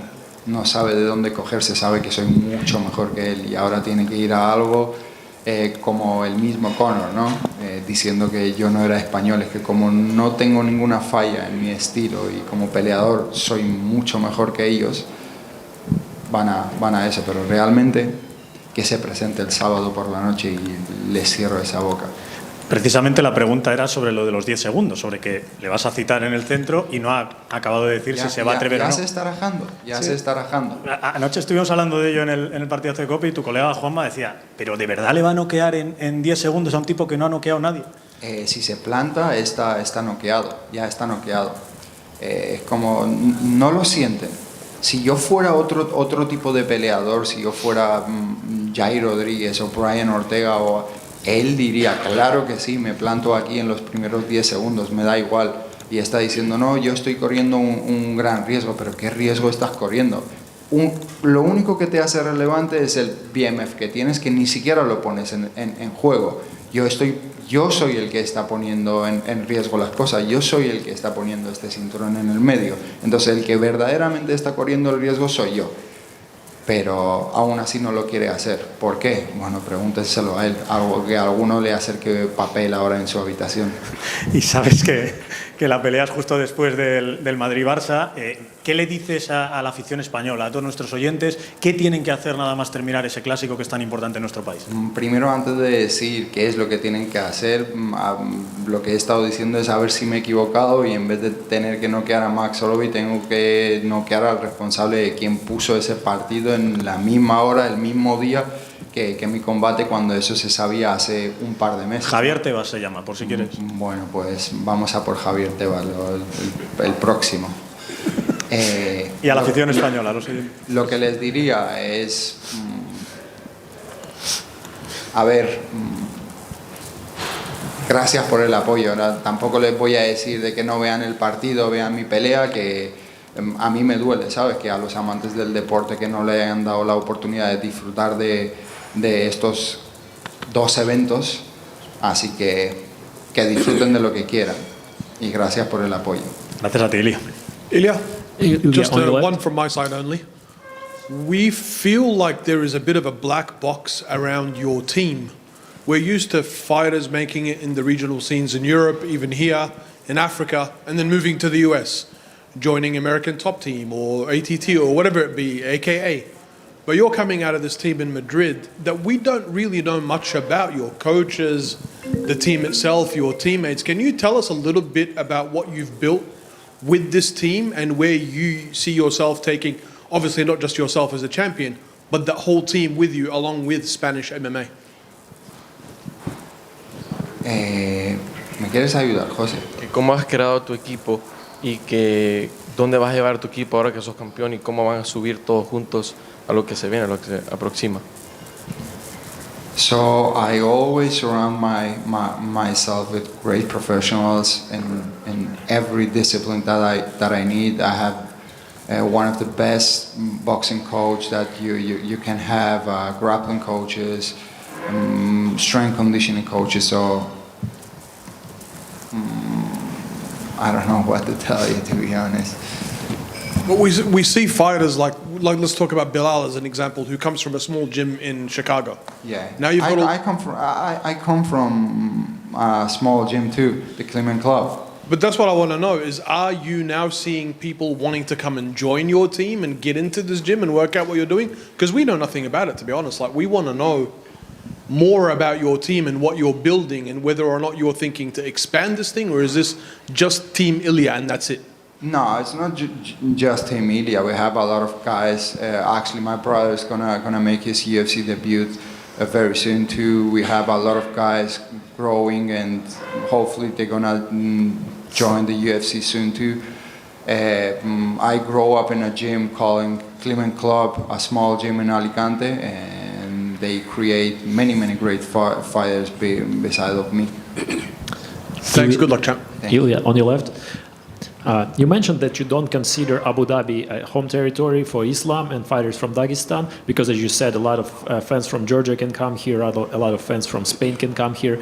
Do you think your fight can make a perfect case for the possible future match with Islam to be staged in Abu Dhabi? Because, as you mentioned, your fan audience can easily come here, his fan audience can easily come here as well.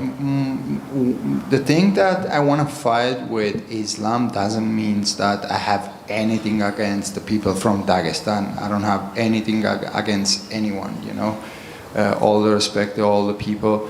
And yeah, it could be a great place to make that matchup between me and Islam. Abu Dhabi, it's a great place. He's going to have a lot of fans here. And I'm sure that a lot of Georgians and Spanish people will come to support me too in that fight. Yeah, thank you. Ilia. Matador. Ilia. You're one of the few. Ilia, at your left. Sorry. You're one of the fewest fighters that does everything that he says. What's the secret to this? Is it just confidence? Is it a mixture between confidence and training? How are you able to do everything that you say? To prepare yourself for what you're saying, right? I just trust myself. I know the preparation I have for everything I have in front, and my confidence comes from that, from the preparation.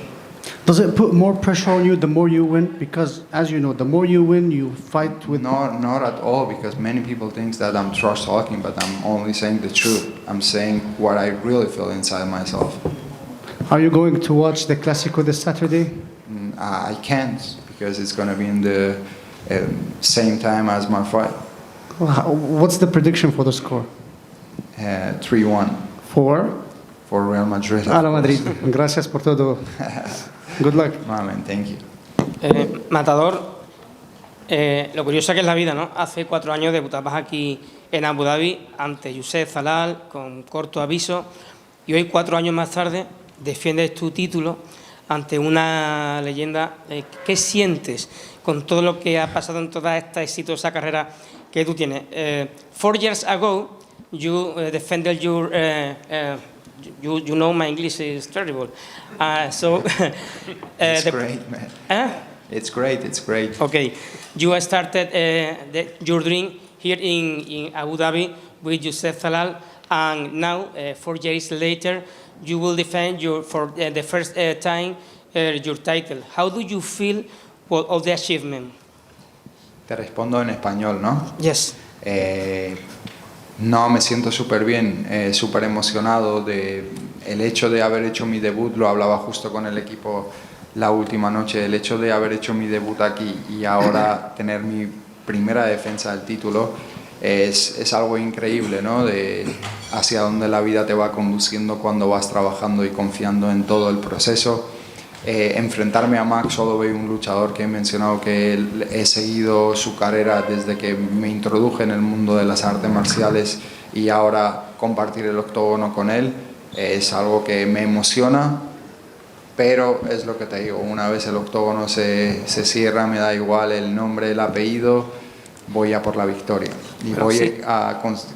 mi objetivo siempre es conseguir cosas que no mucha gente lo ha podido conseguir. Si alargamos el invicto 16-0, ¿te gustaría lo que es ir a por el siguiente cinturón, el de Islam Makhachev peso ligero, aquí de nuevo en Abu Dhabi o en Madrid? Es lo que comentaba antes. Antes solía hacer más predicciones sobre ello, pero ahora es como lo que la UFC quiera. Mi trabajo es prepararme y pelear.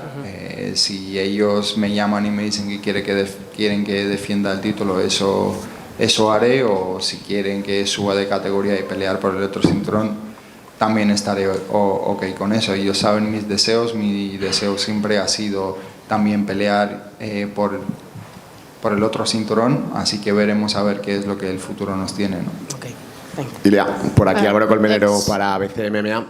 Si logras noquear a Max Holloway, cuando logres noquear a Max Holloway, después de haber noqueado a Alexander Volkanovski, ¿en qué estatus crees que te posicionará dentro de la división a nivel histórico, a nivel legendario? A ver, yo creo que poca gente puede decir que ha noqueado a Max Holloway y a Volkanovski, ¿no? Y en un mismo año son dos peleadores icónicos de la división. Volkanovski ha barrido literalmente con toda la división, 7 peleas por el campeonato, 7 victorias. En Max Holloway, un atleta que se ha enfrentado a todos los campeones que han existido en la división y ahora se va a enfrentar a mí. ¿Dónde me posiciona? 100% que me posiciona en un buen lugar. Y para terminar, Ilia, después de este combate, sí o sí, el siguiente tiene que ser ya en el UFC España. Te vas a parar, te vas a plantar y vas a decir, el siguiente España sí o sí. Es que lo saben, el siguiente tiene que ser en España, pero al mismo tiempo sabes qué pasa, Álvaro, que los que entienden y saben del negocio son la gente que está detrás de que podamos disfrutar de este espectáculo, ¿sabes? Y a veces te salen con unos argumentos que son bastante razonables. Entonces, tampoco me voy a subir a un burro que no, ¿sabes? Al final se trata de que todo el mundo gane. Así que veremos a ver qué es lo que la UFC quiere, qué es lo que yo quiero y si podemos alinear nuestros deseos. Muchas gracias, Ilia, y suerte para este sábado. Gracias. Ilya, გამარჯობა. აკეთ. უპირველეს ყოვლისა, კიდევ ერთხელ რა ვიცი, წარმატებები ველოდებით მშვენიერ გამოსვლას. ახლა გავადავალ ისევ ინგლისურად და გკითხავ, რეალურად ძალიან ბევრი რამ შეიცვალა. უბრალოდ ხო, დამოიწელა გადასვლა. So a lot has changed, and now for the first time you're defending your title, and I feel like your nickname Matador right now is even more apt in this circumstance than usual, because for the first time people will be coming at you to try to take away something that you have, right? Does that somehow affect the strategy that you are planning to implement in this fight, or are you still sticking to the game plan of moving forward like you usually do? I always stick to my game plan. They always wanted to take something from me, which is the undefeated record, and no one could, and no one will do that. I will keep and retire as undefeated fighter. Okay, fantastic. I saw from the videos and of course on the embedded that you have basically you and Guram Kutateladze, another fighter from Georgia, the lightweight, are working together actively in this camp. Was that just because you've worked with him prior and you're comfortable with working with him, or is it because he's able to show you some things and implement some of the techniques that maybe Max uses? The first thing is that I felt very comfortable with him. He's my brother, and we did a lot of training camps together. And the second one is, of course, that he can simulate a lot the Max Holloway style. Okay, thank you. Better than even Max did. And one last question from me. Have you prepared the rows already? Everything is prepared. Everything is prepared. The victory is prepared too. The only thing I have to do is to go there Saturday night and pick up what's mine. Fantastic. Thank you and good luck with that. Bye-bye. Thank you very much to everyone.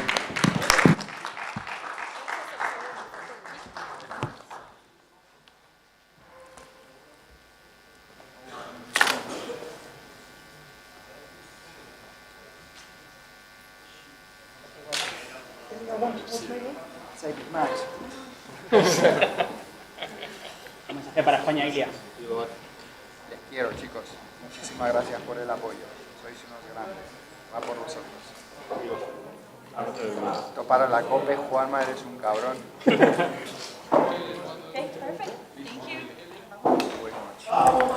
le has dicho? ¿Qué le has dicho, Ilia?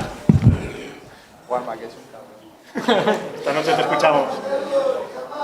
Saludos de Berlín.